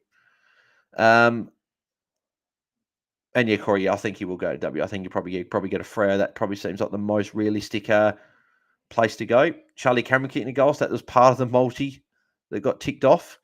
So we just need Neil, and so we need Neil to have. He's on 33 now, so he obviously did something in the quarter that I missed. But he needs what's that? What do you need? 25. He need 25 touches, but he needs to get up to 90 points. What's that? 57 points in the second half from here, and then Chera needs 56. So they both need to have decent second halves. There's Neil again. They need decent second halves to for the multi to come off, because then just as long as that Buddy kicks a goal, we could be on, because Cameron kicked a goal. Jacob, or double cheap and pick Flynn if he gets a number one role. It would just depend, yeah, for Flynn. I think, hasn't there been a bit of talk about West Coast may be interested in picking him up? If they did, he would have to be so low for me to be interested. I wouldn't want to be picking him if he was sharing with Bailey Williams. I just wouldn't be interested. If he went to a club where, if he did move and he went to a club where he was a solo ruck, then that's definitely something to keep an eye on. Another cheap ruck. So yeah, that's definitely something to put down. Probably just put down on the little notebook for next year. But Flynn, if he gets a move, or something to note in the preseason anyway, or sorry, trade period. But yeah, that was good. Bit of a good little tangent there while we watched the game. So good. Yeah, if we keep the chat going, it's always good. There's Chera. Need more of that, mate. Straight to Kenny Coleman. Then Coleman switching to Archie there. Brisbane, yeah, Brisbane are starting to control the game. Is that Neil?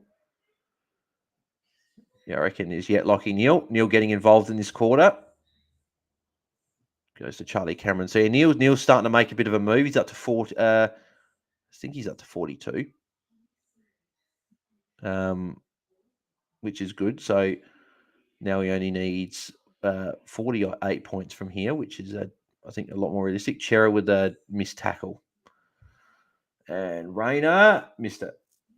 So yeah, Brisbane's starting to really pep the goals. It's danger times for Carlton at the moment. They really need to get a goal back, because it's 17 points at the moment. If Brisbane kick another couple of goals, look at that. Last 10 scores have all been Brisbane. They've kicked 5 goals, 5. So yeah, danger signs for Carlton. If they concede maybe another couple of goals and it gets out to near a 5-goal lead, unlike when Carlton were up by 5 goals, I think it's going to be a lot harder to reel in a 5-goal Brisbane lead at the Gabba than what it would be at Carlton 5-goal lead at the Gabba. So yeah, Carlton definitely need the next one.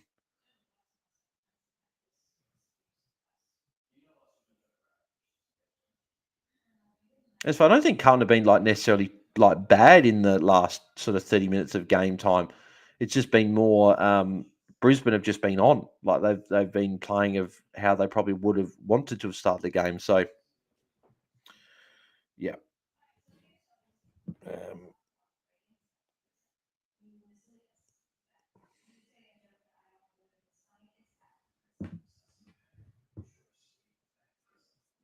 And that'll be out of bounds.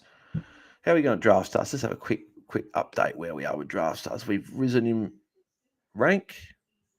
Oh yeah, with 2,485. It's not too bad. We're not going to win it or anything like that. But if we can get in again into the money range, because if you get done with your money, then it essentially pays for two of the for this entry and another, and one of the entries I lost money on, so it sort of gets it back in a way. But I'm not too fussed if I lost it anyway, because it's always just a bit of fun. Coleman, Mr. Neil, that'd have been handy for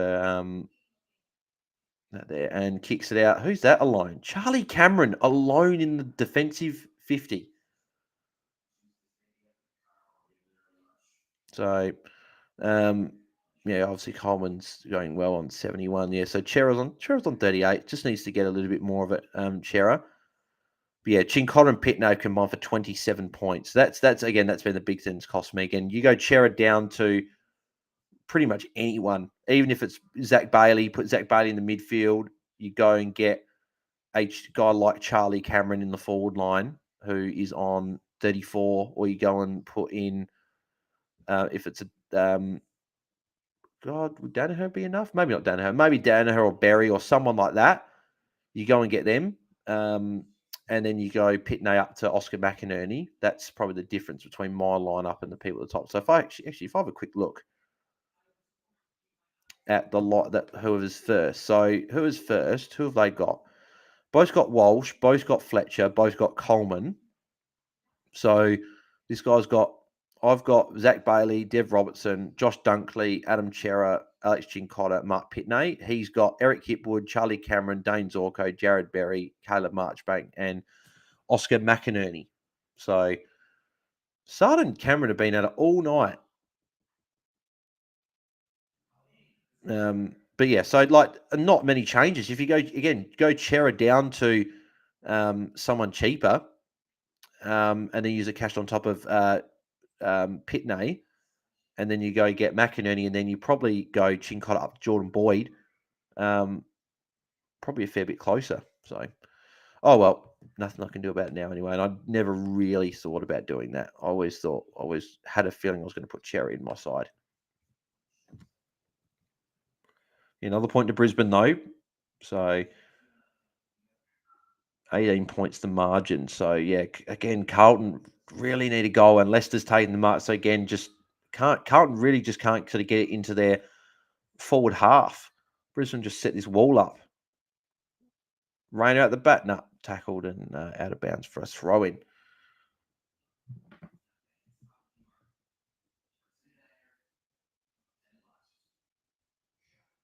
McGovern does that way too much. People go like this to him, and he always goes like this, like he's just been hit in the neck and chin. Like he did get hit. What was it? Get by Cozzy Pickett there, but I've seen him do it all year. There's been multiple times when he does that. He's got to get that out of his game. You're not going to buy free kicks. Charlie Kerner, it's a great mark. Out the back, Cottrell. Oh, Archie fell over.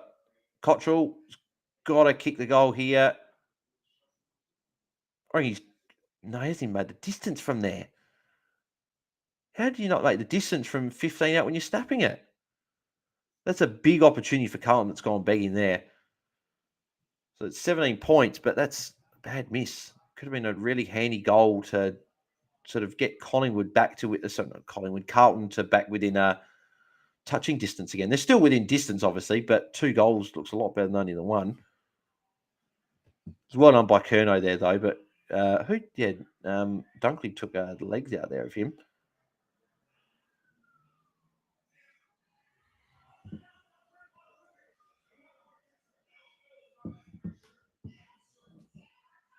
Coney pushes down her out the way pretty easily there. Yeah, see, like that. And if you look at sort of like Walsh is top scoring for Carlton, but he has been quiet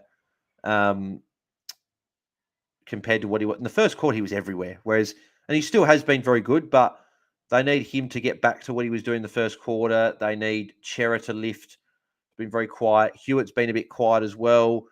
Cripper, I think Cripper's a little bit banged up, but he needs to get a bit more involved. There's Chincotta. He's going to get some points. Hey, he gets a kick.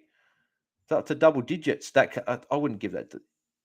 No, I was going to say you can't give that delivery. He's under pressure, and there was players there. I was going to say that'd be funny. I say he gets points and he kicks it out, and then it doesn't go to anyone. But yeah, like Curno's been held pretty well in check for most of the game, which obviously it's a very, very good defense that Brisbane have got. So yeah, they just need a few players, a few of their stars to lift a bit. Like none of their stars playing bad. They're just a bit quiet. They need a few of those guys to really get going.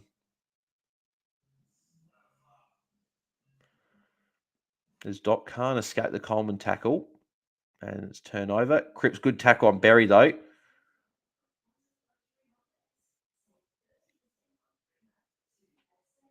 Coleman's been very impressive tonight.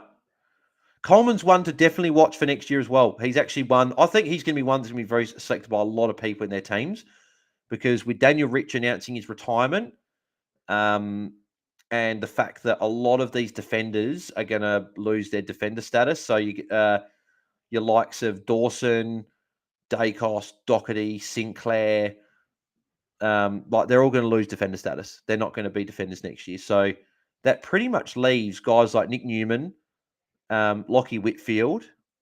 I'm just trying to think off the top of my head who else would be there.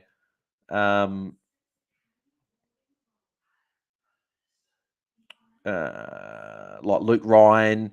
Hayden Young might not even be a defender based on his midfield time he's playing. But if he is still a defender, which I think he still will be, I think he would be. He played at least definitely played 35% at least in defence.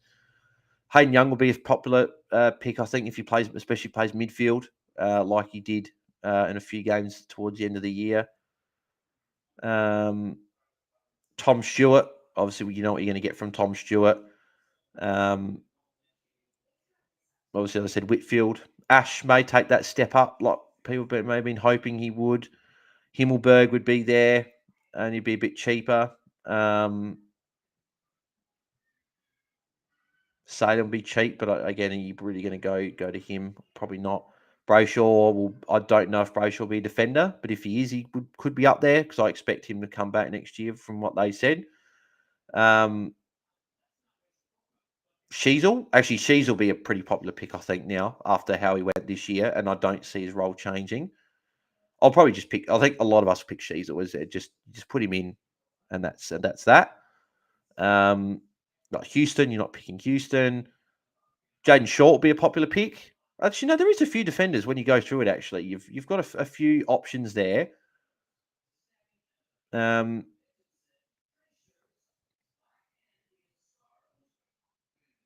Probably going through it. I think I usually try and look to start 3 primo-ish defenders. Mine will probably be Sheasel, Whitfield, and I know probably Sheasel, Jaden Shaw, and Hayden Young. Probably they're the ones that I'd probably go for. And then Lockie Whitfield's another one, but he's probably going to be fairly priced, so that's probably why I probably won't pick him. And obviously, then Kadeem Coleman is a shout as well. Actually, what's Kadeem Coleman? What did Coleman actually average this year? Oh, Newman's been poking the eye pretty bad. Other eyes actually starting to close up a bit. That's a bad poke in the eye. What did Coleman average this year? So Kadeem Coleman averaged 69.6 from 20 games. So, yeah, he's definitely going to be one that people look at priced under 70 that maybe goes 85, 90 and goes pretty close to those top line defenders. That's the hope that you'd probably want anyway. He's probably not going to be highly selected, but he's going to be one that people look at, that's for sure. Jacob, do you think we could afford to go big in the back line and a lot of mid-price madness in the midfield and forward next year? Simpkin, Hopper, Bailey Smith, Cam Guthrie, etc. Simpkin, yeah, good shout, because he'll be very, very cheap. even LDU will be cheaper than with a couple of those lower injured games and whatever, because I think he's definitely a guy that can go 105. Obviously, Buddy Smith will be very highly selected, being cheap. McRae will be a bit cheaper. I don't think Cam Guthrie's going to be a selection for a lot of people because of how, like, just the age. Probably depends where he came out in terms of price. If he was priced under if he's priced under 600K, then that all of a sudden probably a price where you do consider it because of what he can do. Because he can go at least 80. We've seen him go 90 plus on multiple occasions in the midfield. So if he has a full preseason, he's one that could be considered depending on price. Chincotta again. So yeah, no, there's a few names there. Jacob Hopper, probably not for me. I'd have to see probably something preseason. Chincotta again. Chincotta getting busy. I need to see something in the preseason from him to really look at selecting at Hopper. So, but no, there's definitely a lot of underpriced options, and obviously it's going to be interesting when we get into preseason next year. And have a look at all these players. Obviously, you've still got the trade period. Yeah, that looks like a bad one for Nick Newman there. That eye poke, not looking good at all. Yeah, so definitely, and that's what'll be good about preseason. Me and Tim will obviously be back with Fantasy Fanatics. Don't even know when we'll be back. I know Tim is having his well-earned break and his fantasy detox. Everyone knows me. I'm never on a fantasy detox. I always want to do fantasy. So, yeah, probably December sometime because I'm assuming we'll probably do a pod when the game opens, when we put in our initial sides. Probably there'll be one like a week. It'll probably be like a fortnight before Christmas. And then probably then start back up, start of February, probably. Something like that anyway. Plenty of time to work that out. I don't know if Tim would be watching, he'd be saying, Bales, we're not going to talk about that yet. We're going to wait till wait at least another couple of months before we start deciding. But yeah, no, already looking forward to next year. And I know that we've still got finals here, so it's going to feel like a lifetime from the grand final till pre-season. But I've always got fantasy stuff that I do. I love my NFL fantasy. Still got that at the moment. Jordan Boyd lining up for goal. It's a long kick. It's on target. Has he got the distance? No, rush behind. Yeah, my NFL fantasy, love that. That'll be going till Christmas.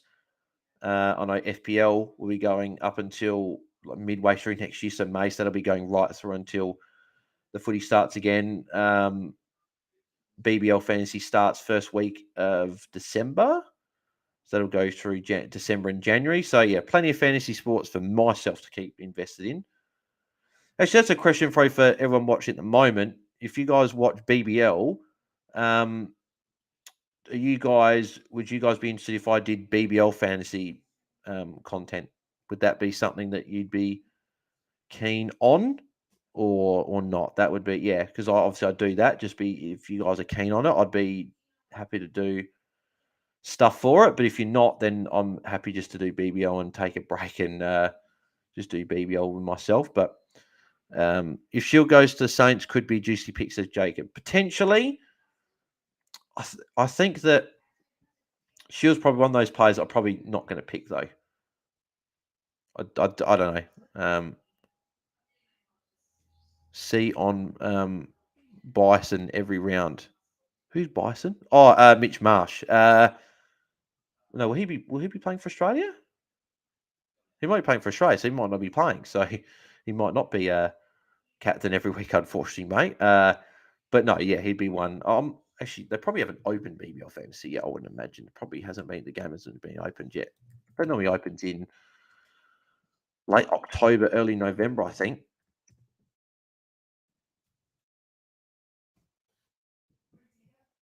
I'm just clicking on it to see if it's got a date or if it's been launched. It probably hasn't because I'm in a group chat and people would have been talking about it already.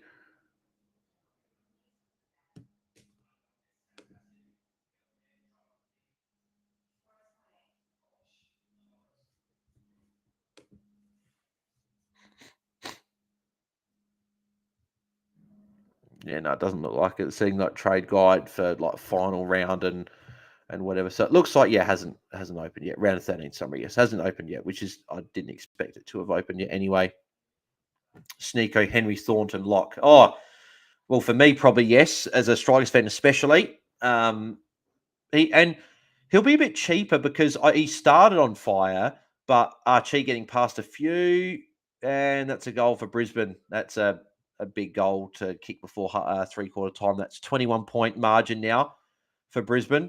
Looking a bit more likely now that it's Brisbane that again, or they're definitely on their way to playing Collingwood next week. So Carlton have really got to knuckle down and get a couple of goals before 3/4 time to be a chance. But Thornton had a bit of a struggle back half of it, but obviously he's played really well. What Australia A's, he got 7 or whatever, and he's looking really good. So I think he'll be a good pickup. He'll be cheap. I always start with Rashid Khan, but obviously you got to factor in all the double game weeks and stuff. And I always try and load up on the double game weeks.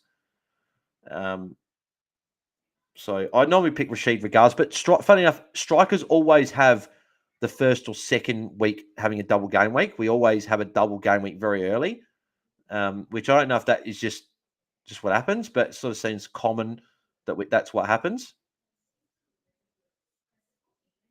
So Pitney actually finally getting with the ball, so he's up to 26 now. Kicks it straight to Coleman.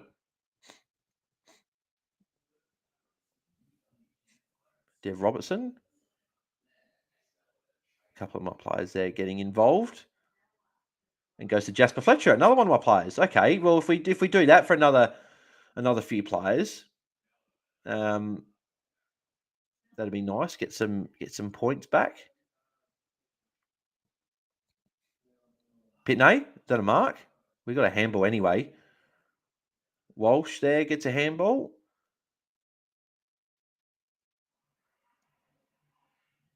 Was that holding the ball against Walsh? Really? I thought he got a handball. Okay, apparently it's against Walsh. I'm a bit surprised. Oh, that's gone to Cameron. Punched away by Sard. Good defending there.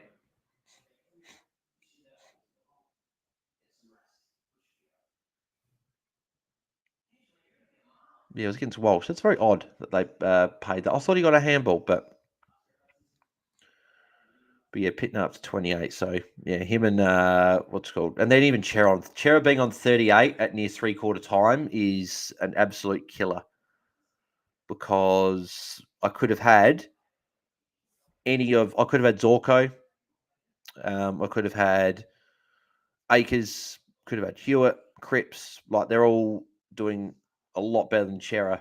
Obviously having Dunkley, who's actually been a bit quiet in this quarter, to be fair. And then Leicester would have been a pick as well. That would have been good there. Zach Bailey taken high.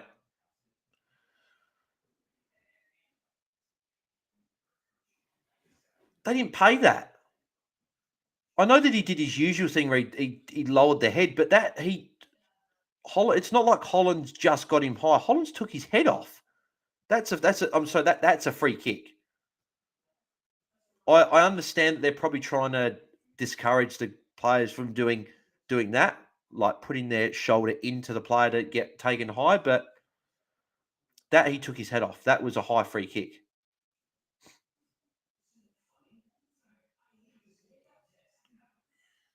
There's Chera.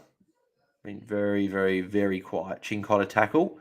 Fair enough, our players' last couple of minutes have actually scored some points. So whether they can keep it going or not and actually get me into a stage where I'm in the money part, but Chincotta again. So Chincotta, where was this? This quarter he's been okay. He's not on the page yet, I don't think. No.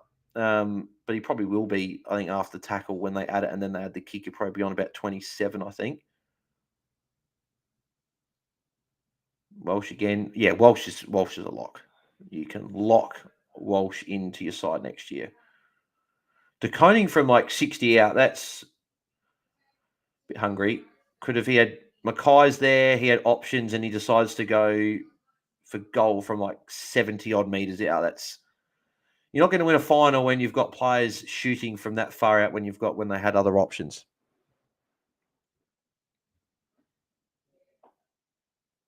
Bloody Chera, 41. That is so disappointing. I thought about Zorko because I'm like, he's got a ceiling. I expected Brisbane to win, so it's like if Brisbane wins, Zorko's probably getting involved, and that would have given me an extra 20 odd, 30 odd points. Sorry. Good tackle by Chera there. Probably almost could have been rewarded. Fletcher tackle. Cottrell. No, I think got smothered or touched anyway. Chera's there. That's a free kick for Chera. Yeah, there you go. Neil's got a bit of a shoulder issue. Oh, that's. Oh, yeah, from when he landed. Be a bit of a sting. I think he's all right.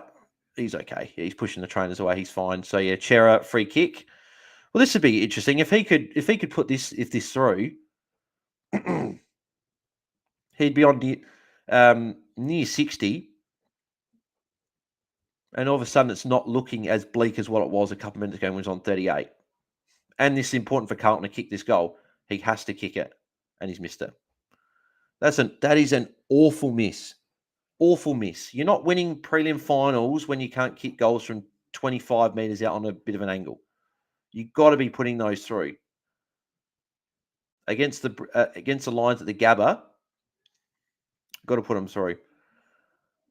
And I know firsthand for playing at the not firsthand, sorry, as a supporter, I know firsthand at the Gabba, not taking a chance has cost you. Like the Crows, Crows would have beaten Brisbane at the Gabba if they kicked straight, but they didn't, so they didn't win. So Charlie Cameron,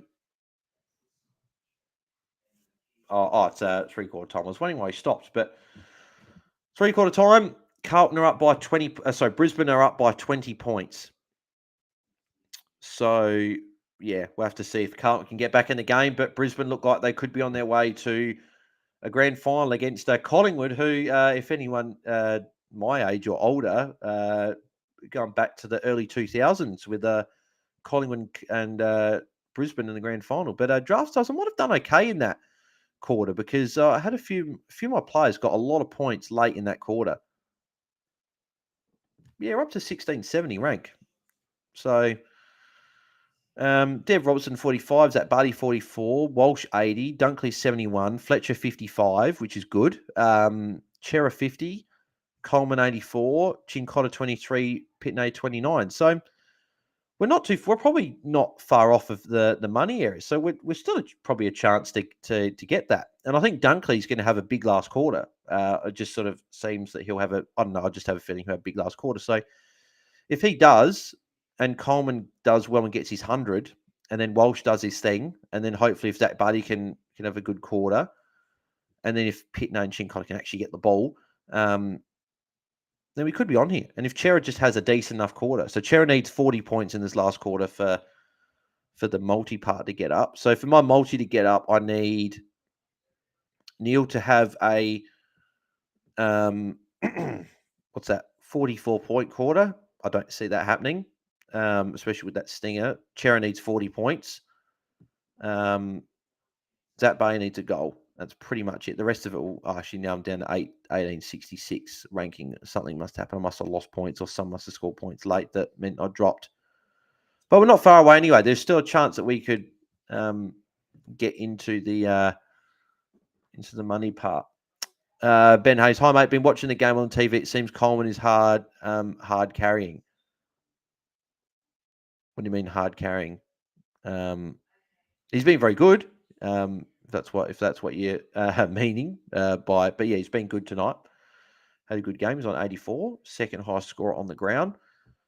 Just a disappointment. I don't have Mac. If I'd Mac and if I'd I keep saying it. If I had no Chera and I went down to Berry, and then I went Chincotta to Boyd, that gave me an extra 12 or so points, and then I went what's his name, Pitney up to McInerney.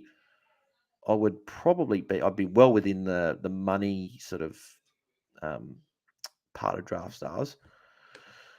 Those GameDay Squad are going okay though. What Doherty and Newman? What's like Doherty's going okay? Yes. It's, actually a bit quiet. So only one Carlton player's over 66 points, and that's Walsh. Like Newman's only 62. So actually Newman, Doherty, and even where's Sard? Sard's down at 34. So yeah, so not great from the Carlton defenders. Cherazai's been quiet. Neil's been a bit quiet. McInerney's been good. Danaher's been, I think, decent as well. Yeah, Danaher 59, not bad. Zorko's been good. Dunky's been good. So, yeah, I don't think I'll finish top 20 for the week in GameDay Squad again, which is unfortunate, but oh well. Can't do much about it. At least maybe next week I might be able to do okay because there's not really anyone from Collingwood and Brisbane that I don't have in my club if Brisbane want to make it. If it's Carlton, I need Walsh somehow.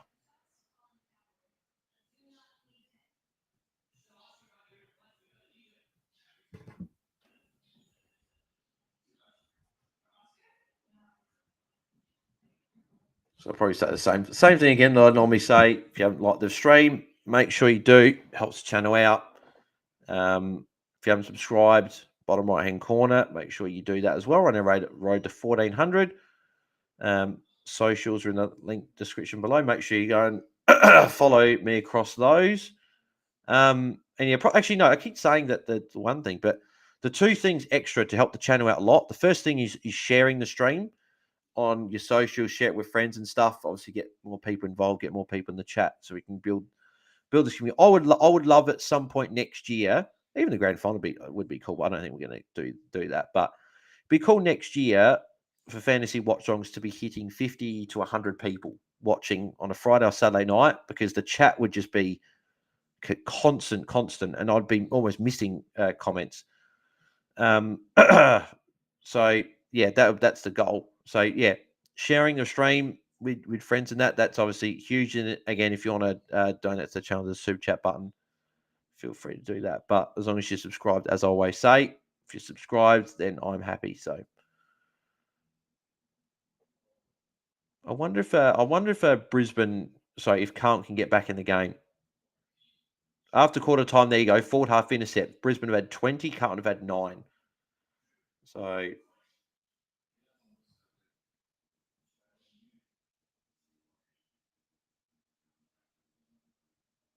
yeah, since giving up first, Brisbane dominated. Yeah, since getting the first 5 goals of the game, Brisbane dominated, kicking 9 of the last 10. Yeah, so really it was just that Cripps goal from the free kick. That's the only goal that they've kicked since the first quarter, Carlton. They've only kicked 1 goal. So they're going to need to do a lot more than the 1 goal that they've kicked in the last sort of 2 quarters to really sort of get back into the game. Because it's looking like they got the graphic. They got the graphic there. Looking very likely that it's going to be Collingwood versus Brisbane. I still feel like this is the after effects of having a cold for the week. Just having that last bit of crap stuck in your head, whether it be like nose or throat, just bloody annoying. Looking forward to just it being all gone. Right, here we go. Final quarter, about to get underway. And so really, if you think about it, we've only got 5 more quarters of footy left for the season, and we're done. This season's gone way too quickly. So Matt Kennedy's been subbed on for Fogarty. It's a good change. They probably need to make that a little while ago. I reckon they probably could have made that midway through that third quarter to sort of get a fresh body out there. But Kenny out's probably the one that has helped Walsh in a way as well. Kenny not being there has allowed Walsh to play more in the midfield, which I think has helped Carlton. I think Kenny's a good player, but it's probably when it's at the detriment of a Walsh, that's sort of when it's not as good for Carlton. It'd be better if they played Kenny more as a forward, or if they. But then who is he going to move out? They've got a lot of midfielders. That's why I think Doherty next year will be a defender by round 6. I don't see him staying in the midfield Maybe he might actually, to be fair, he might start on wing, so maybe he does stay as a midfielder only. Maybe he's not. We might not have him as defender anymore. Just something to watch. Kicks in board. Does that hit the ground? No. Is that Boyd that's taking the mark there? Kicks to Kennedy. Yeah, Carlton. It's definitely not that possible. It's 20 points. It's Brisbane in Brisbane at the Gabba. It's going to be tougher. But if Carlton can kick the first couple of the quarter, then they're right back in it. But if Brisbane end up getting the first goal, that's why I did the first goal this quarter is so important. If Brisbane kick the first goal and it becomes a 26-point margin, that's when it's going to be a bit harder for them to get back into it.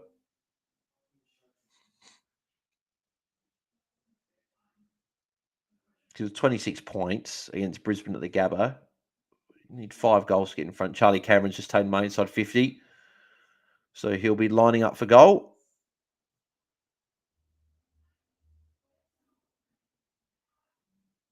So if I was saying about draft stars in the last quarter, there's not been many of my players at all score points in this quarter so far. Probably would have dropped 500 spots. Oh, wow, dropped 1,200 spots, actually. Yeah, I dropped from 1,800 to 3,000 now. So, yeah. See, and that's the thing that probably does my head in with draft stars. It's why I sort of don't really care about it. And probably part of me is like, well, why do I keep entering $15 contests? I could just save myself a bit of money and not do it. But I just do it for a bit of fun anyway. But there's sort of like one quarter you feel like you're going well and you may be a chance, but then other quarters you sort of go, oh well, my players aren't scoring, so I'm not going to stay there. Or McCarthy, that's a good mark. So Lincoln McCarthy lining up for I think this is his first goal potentially coming up here. But yeah, so draft stars is pretty much done for me for tonight. I'm probably not that far off, probably only a few like maybe 30 points off, which is easily catchable. But it's the fact that when I'm a fair bit off of the top few, yeah. So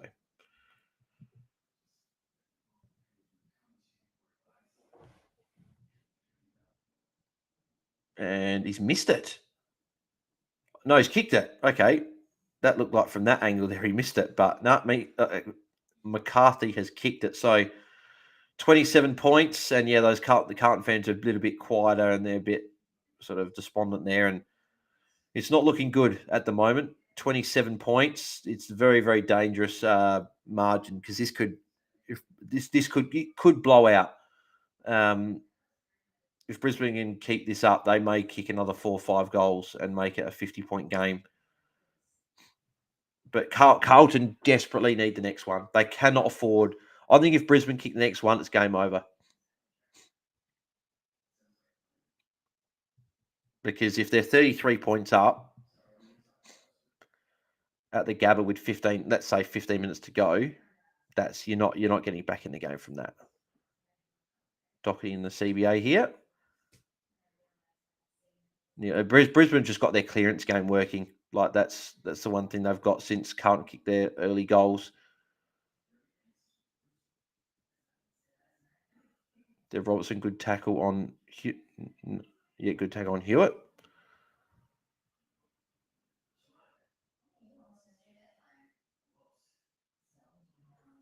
I think the one other thing that Carlton probably need to do as well in future games, I think they need to drop Pitney from the side. I think, well, that's a bit rough on Kennedy there. Locking Hill getting the free kick. Locking Hill actually may have a good quarter at the moment. Yeah, I don't think Pitney and De Koning is what I'd be doing for Carlton moving forward. I think if De Koning stays, I'd be making De Koning the solo ruck. He offers a lot around the ground, and he's had multiple pre-seasons now where I think he can handle number one ruck, ruck load. Oh no, and I just don't know if Pitney offers Carlton enough around the ground. Like he's very much a ruckman that just gets the hit outs. That's about it. And he's competitive in the hitouts, but that's about it. He's not like he doesn't win his own ball.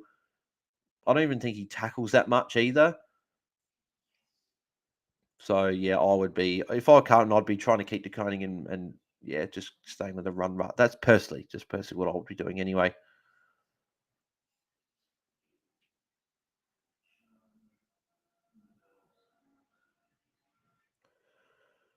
Doherty in the middle of the ground. Motlop against 2. Oh, I nearly outmarked both Leicester and Archie then. Right, here you go. This is. Oh no. Okay, hang on. This could potentially be Cullen's chance.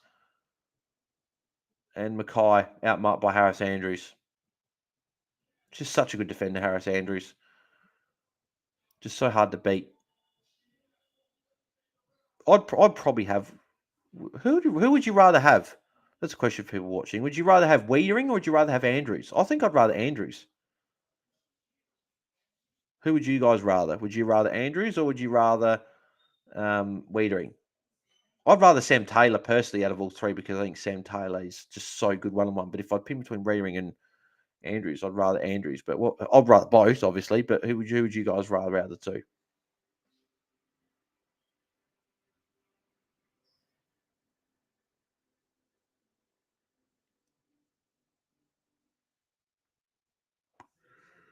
Oh. Now, that's the other thing with Brisbane as well. Yeah, see, Pitney, free kick against. Just absolutely useless.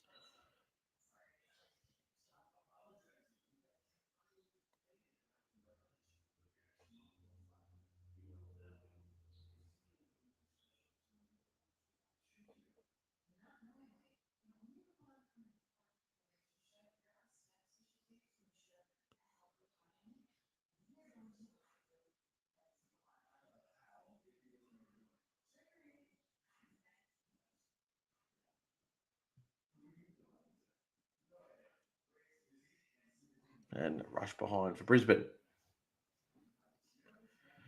So 13 and a half minutes left. What can Carlton do? Can they do anything to get back into this game? Can they rally some goals together to make at least Brisbane nervous?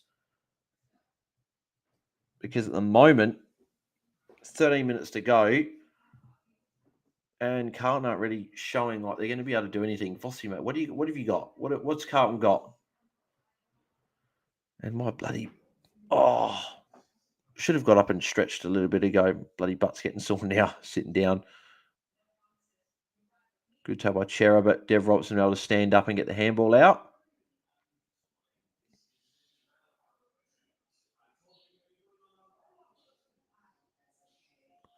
But see, they pay that high free kick, which I thought that was very similar to the Zach Bailey one. Zach Bailey one was actually worse, and they didn't pay it.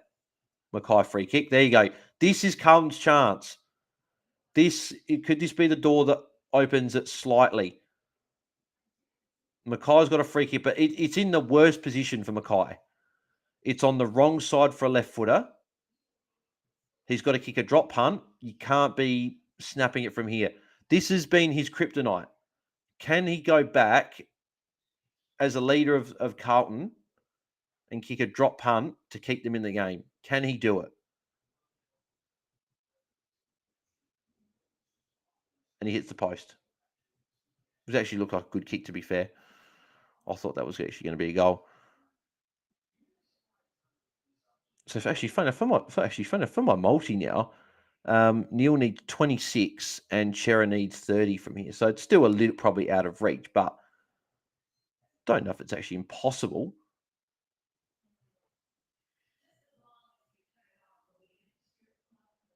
A few plus sixes if they get a few plus sixes each, needing under 20 points each, maybe that makes it realistic.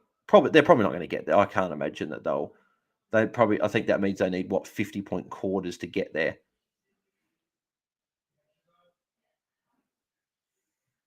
And the other thing as well, so I've obviously got Chincotta on my draft star side, but I think that Brody Kemp was a bit stiff to not be in the side over Chincotta. I think Kemp has been better in the side than what Chincotta's been, so that's probably a bit of a stiff selection. I think Kemp offers them more.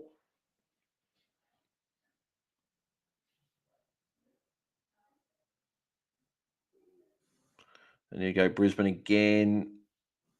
McCluggage. Nope. Doherty looks like he's been playing a bit more in defence in this quarter. Obviously, he's been a couple of CBAs, but a bit more defence than what he had been playing.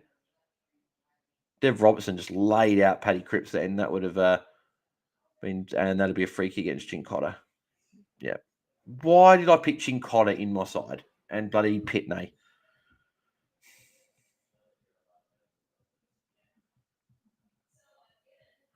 Awful selections by me.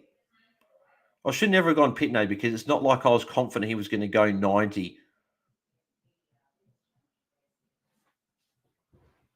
I always thought McInerney would go quite well. Should have gone, if I was going to go someone, should have gone to Koning. And Cameron hits the post as well. Still 28 points, so it's still going to be very, very hard for Carlton to get back from here. They need to do what they did in the first quarter. They need to do it now. They need to get 5 goals in a row to get back in front. And with 10 and a half minutes to go, they probably need to do exactly what they did in the first quarter. But with Brisbane playing well, I don't know if that's going to happen.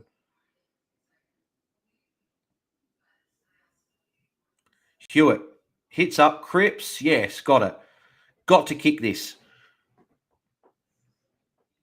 And I think if you want anyone to have it, Cripps is probably one of the top couple. Captain, you're sort of hoping as the captain he stands up in the big moment.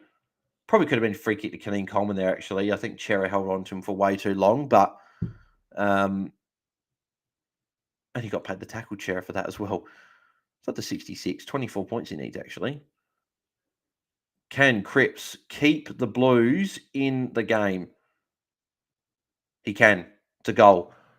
They needed that. Not quite done yet. 9.5 minutes to go, 22 points. It's not impossible. Not impossible at all. 4 goals, especially if they get the next one. If they get the next one and it's back to 16 points, that's where it gets really interesting. So whereabouts am I on draft stars if I continue to fall?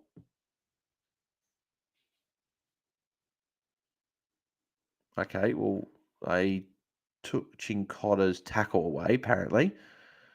So Chincotta 20 and Pitney 27. They're the only 2 players for me under 44. Everyone else is above 50 except for Zach Bailey's 44. So yeah, Zach Bailey is the one that's another one that's an issue for me. I thought he was going to have a good game today, but could have gone for a lot of other players over Zach Bailey and whatever. So can Carlton get the next goal? Walsh with a tackle there. Who could I have picked over Zach Bailey? Charlie Cameron would have got 11 points more. Hipwood would have got 15 points more. McCarthy's on 78, would have got a fair few more points there. So yeah, McCarthy was one. I don't know if I would have picked McCarthy over Zach Bailey, though. Chincotta with a handball. That's a long handball. It's like a 30-metre handball. That's a good tap by Cripps to Walsh. Carlton inside 50. Mackay. Got it. Here we go. This... Now I sound like bloody BT. This is where BT would be going like...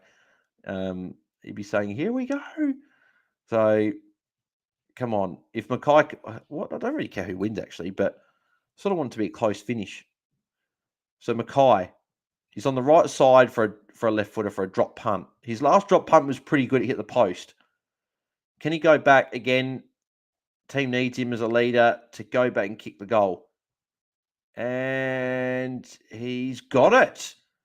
Carlton are back. 16 points. 8 minutes, 22 to go. Probably just as Carlton fans were starting. There you go. There's all the celebrations going on at Icon Park. They're a little bit excited now. They're back in the game. Only 16 points. It's a lot different, 16 points compared to 28, and he's still got just under 8.5 minutes. There's plenty of time to go. Carlton kicked 2 in a row. It's the first time they've kicked back-to-back goals since they kicked the 5 goals in the first quarter. Can they get back and within single digits 8 minutes 22 to go. That was a little bit lucky that they got that because Newman long handball, but a very smart tap by Cripps there to Walsh. Walsh, bit of a rush kick, but it worked out. It doesn't matter how you get them, as long as you get them. And Mackay, that's a good drop punt. If he does that in every drop punt, he'll kick more goals than he misses. So Zach Bailey looks like he's gone into the middle for Brisbane. Cottrell intercept mark. Can Carlton hit Motlop mark? They're going inside 50 again. I think Andrew. Was that a free kick? Free kick to Mackay? Or is it? No, it's just a throw in. But Garner just clattered into Mackay then. For me, that's a free kick. Because Garner's just completely clattered into Mackay. I thought, for me, it's a free kick, but intercept by Wiedering. So Carlton are now starting to get on top again. The intercepts for them are working. They're keeping their 50. De Koning, no, couldn't take it. Chair a good smother though. Yeah, Carlton, they're up and about. I reckon they probably need another goal in the next 2.5 minutes. I reckon they need a goal here for it to be really on. I reckon that's probably it's going to be close. Be interesting. It's probably the next goal is going to be the big one. I don't know. I've said that for a few of the goals, but that's how finals do work more often than not.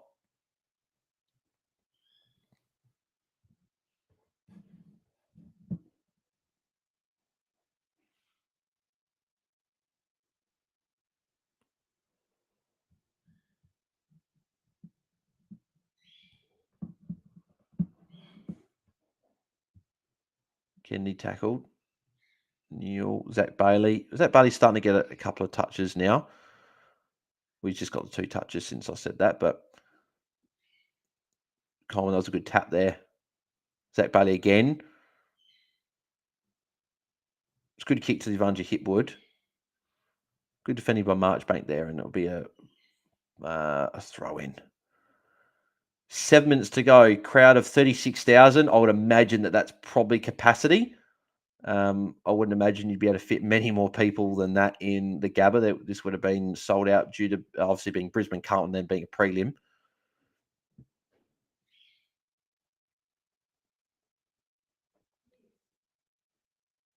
I still think, in regards to who makes the grand final, we could see them hit 6 figures in the grand final next week, just because Collingwood are in it, and I think that there'll be so many Collingwood fans will be going, so they might get a lot there next week. Be interesting to see the crowd.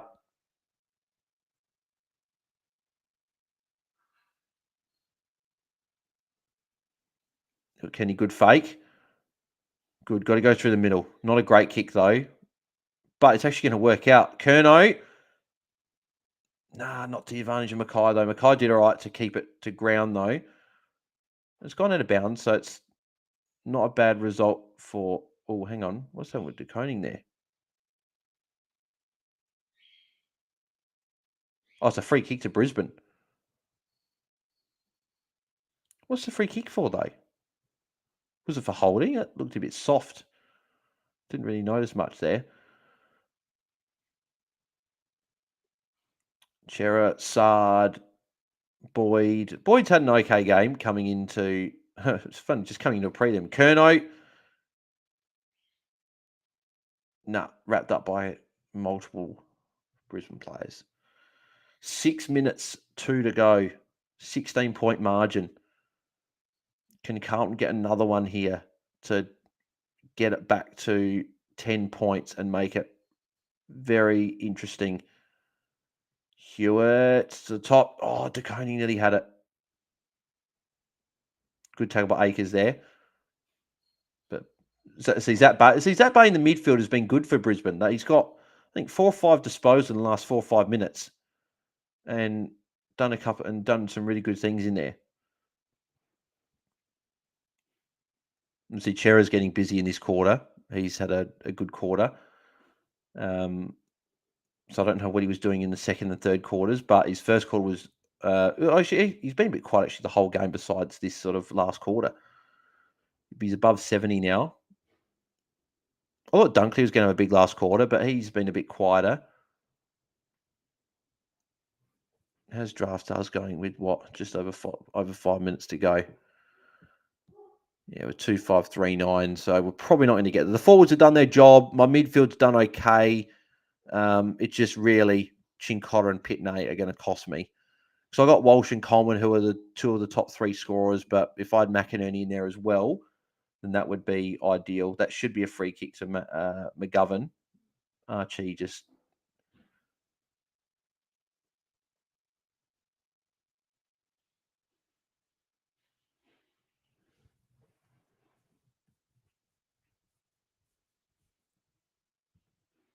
Actually, Wilmot's on 85.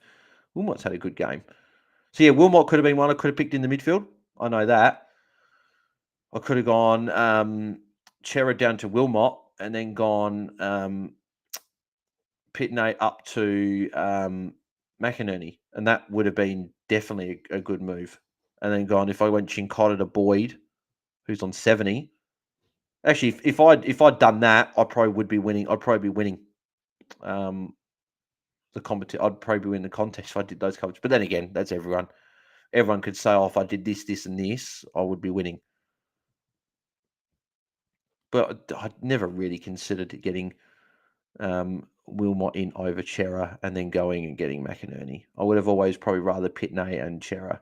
So I would have gone for the ceiling of Chera and Pitney, just hoping that he just gets soul. Oh, no. Trouble. McCluggage. It's post. Oh, it's lucky. It's a lucky miss for Carlton there. Bad kick from Marchbank. Overcooked Doherty. That could have sealed the game. It's getting a bit dangerous now because there's just under 4 minutes to go now, and Carlton is still 16 points behind. And Wiedering just turned over to Kadeem Coleman, who's been probably the best player on the ground, I reckon. Is that Darcy Gardner? Well, it doesn't matter. McCarthy's taken a mark online anyway. So, yeah, Gardner was... actually, McCarthy probably, to be fair, could have shepherded that through. That would have gone through if he didn't touch it. I guess probably the defenders trying to make sure of it. But this will seal the game. Because by the time he kicks it, there'll only be 3 minutes left. And they'll be... what will they be? 23 points up. So this will be the one that unfortunately seals the game for Brisbane and knock Carlton out.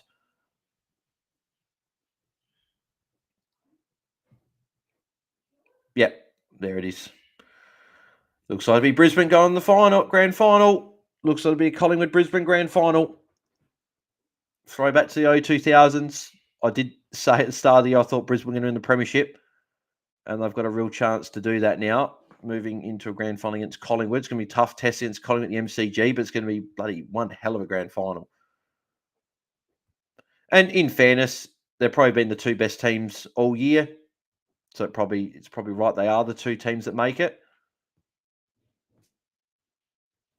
But unfortunately for Carlton, looks like their season is ending tonight after a very good season from them. First half of the season, people were talking for Michael Voss's head, talking about him being sacked and all this, but he's been able to get Carlton back. They've been arguably the best side the back half of the year. They went from last year missing the finals and not having... They had a very good first half of the year. Okay, if Cottrell went back and kicked this very quickly and kicked it, then maybe it's not fully over, but I think it probably is. Carlton went from having a very good first half of the year last year to having a poor second half. This year they had a poor first half, good second half.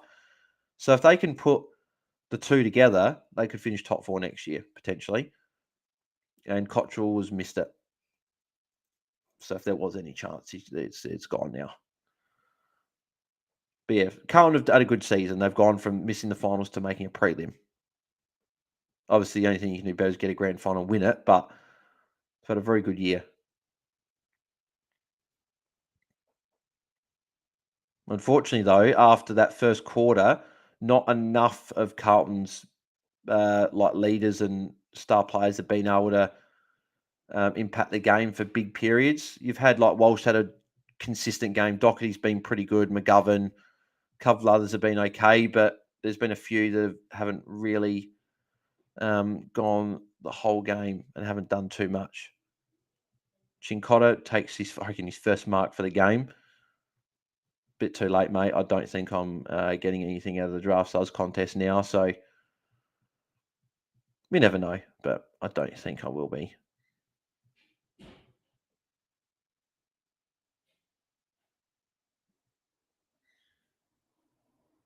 It's probably. I thought they would be holding the ball because Kerno went to fend off a player, and Chris Fagan will join John Worrell as only grand final coach who never played a VFL AFL game. There you go. I actually didn't realise that. There you go. Because we see a lot of the coaches have been obviously former players, but there you go. Second coach to make grand final that didn't play a game of AFL or VFL footy. Might have played Waffle or Sandford, so I don't even know, or Neefel, maybe. I'm not sure. And there's Neil with his mate Cripps free kick against. So Lions is on. Lions must have only just come on a couple minutes ago, which is a bit stiff for Lions. Only just come on in a prelim, but 56 seconds to go. Newman intercept mark there. Unfortunately, it's not going to mean too much anymore. Marchbank maybe can't get a goal before the end of the game to, I guess, end off on a bit of a like consolation prize, I guess. Because it's not really going to be end off on a high because there's not going to be anything high about kicking a goal at the end.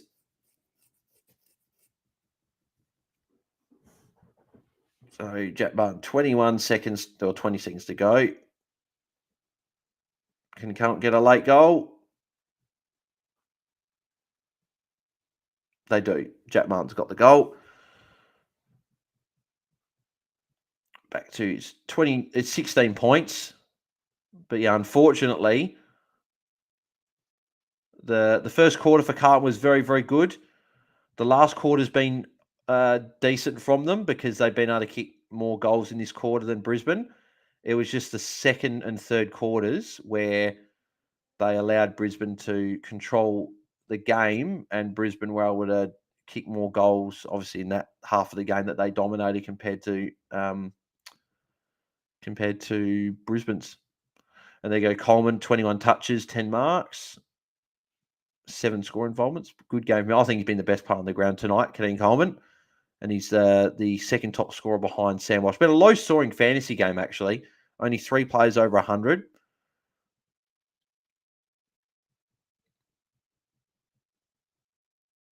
So Lyons clearance.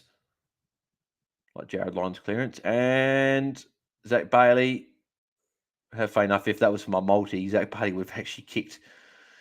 That might have that actually funny enough. That might have cost people multis. That if he kicked it earlier, then maybe they got it. But Brisbane win.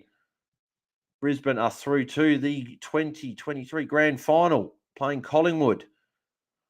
So it'll be interesting to see who wins that one. Who do you guys reckon wins that next week? Do you reckon Collingwood get it done at home, or do you reckon Brisbane sort of get rid of that MCG sort of hoodoo that they've got and get it done?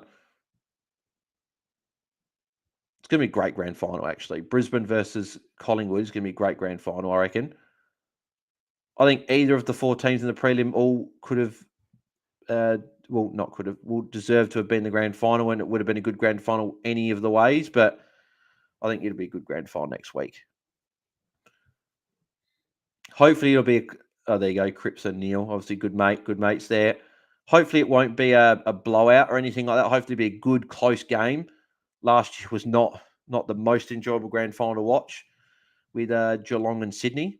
So hopefully this one next week will be close and it'll be a good one. So yeah, what do you guys make of the grand final? So what do you guys make of the grand final? You guys happy? Brisbane is Brisbane Collingwood? Obviously Carlton and Giants fans won't be, but you guys happy that that's the grand final? Your thoughts? We'll leave a couple of minutes after the stream and just maybe chat a little bit if people want to get in the chat and sort of say what you think of the grand final. But yeah, I Brisbane hadn't lost a game at the Gabba all year, which is that builds the base of a good season. If you can win your games at home and you can win a lot, some of them away, even if you go 50-50, you're in a good spot. And Brisbane will win every game at the Gabba. I think that funny enough, I reckon the Crows were actually the team that got the closest to Brisbane at the Gabba, which again is a good thing, but it's also a bad thing. Like we beat Brisbane. Well, as a Crows fan, we beat. Actually, I'm not going to do it. I'm going to talk about the grand final. We'll do it another time. But no, Brisbane winning every game at home, getting Dunkley, getting a few pieces like that together has been great. Danaher's had a more consistent year, I think. And yeah, they've been very good this year. And then Collingwood, obviously, we talked about them last night, but they've been the best team all year. And I think these are the two best sides all year. I thought Brisbane would win the premiership. I thought they probably would be playing. Was it Geelong that I probably thought they would be playing? And they just completely. Jude Bolton was about to interview Charlie Cameron, and then they went straight up to Fox Footy.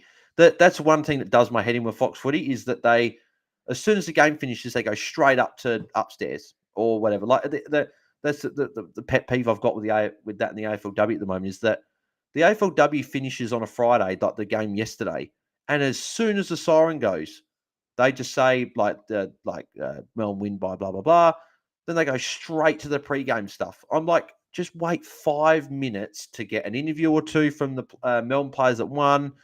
See them go off, sing the song, then you can go to the pre-game stuff. Like, okay, you can't talk that much about a game before a game. Like, we can, but no, just they don't need to do it. But anyway, that's a whole nother rabbit hole there. But yeah, looking forward to the grand final. But yeah, if I'll leave another minute or so. Anyone wants to get any last thoughts about the grand final matchup or any last minute thoughts, questions, whatever, before we end the stream, I'll probably go to 2 hours, 40 minutes. And we're at 2:37:33 at the moment. So if anyone wants to leave any final thoughts in, then please do. Actually, that's a good question. Who's going to win the Brownlow medal? That's a good question. Who's going to win the Brownlow? Probably that could have been a good question through the watch-along. Who do we reckon is going to win the Brownlow? That's obviously Monday. Monday night. I still think the Bont's got it. I reckon the Bont will get it. But I would love a three-way tie between Bont, Petrarca, and Dacos, or even a two-way tie between Bont and Dacos, or Bont, Petrarca, or Petrarca and Dacos, or whatever, two of the three, or even if it's another cover. I would like a draw. We haven't had one since 2003. Is that last time we had a draw for Brownlow medal? Obviously, as a Crows fan, I'm hoping quietly that somehow Dawson can poll a lot of votes and get close and maybe finish top 5. And if he was to win it, that would be awesome. But I don't think he will. So yeah, then as Carlton walk off there, who do you guys reckon wins the Brownlow? I think Bont. I think Dacos, unfortunately, with that injury, that probably is going to cost him because he probably only needed another couple of votes in the last few games to win it. And I reckon he would have got it if he didn't get injured. So it'll be interesting. But yeah, Bont for me.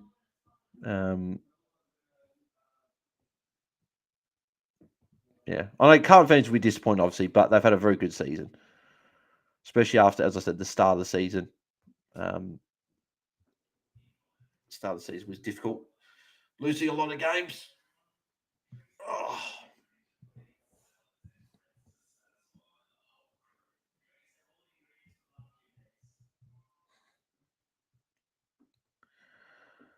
Well, I reckon if that's it, doesn't look like anyone is leaving anything in the chat. So either people don't care or ready to sort of sign off for the day. So, but I reckon we'll call it there anyway. If no one else wants to put anything in the chat, but appreciate everyone that tuned into the watch along. Last night was really good, actually. By the way, look, in terms of views wise and whatever, was really good. So, but yeah, if you did enjoy it, make sure you do leave a like on the stream. It really does help out the channel. Subscribe if you haven't. If you're new, bottom right hand corner does help out. Even if you don't watch another video again, just subscribe. It does help out a lot. We're on our way to 1,400. We're 95 away from 1,400. So make sure you help out there.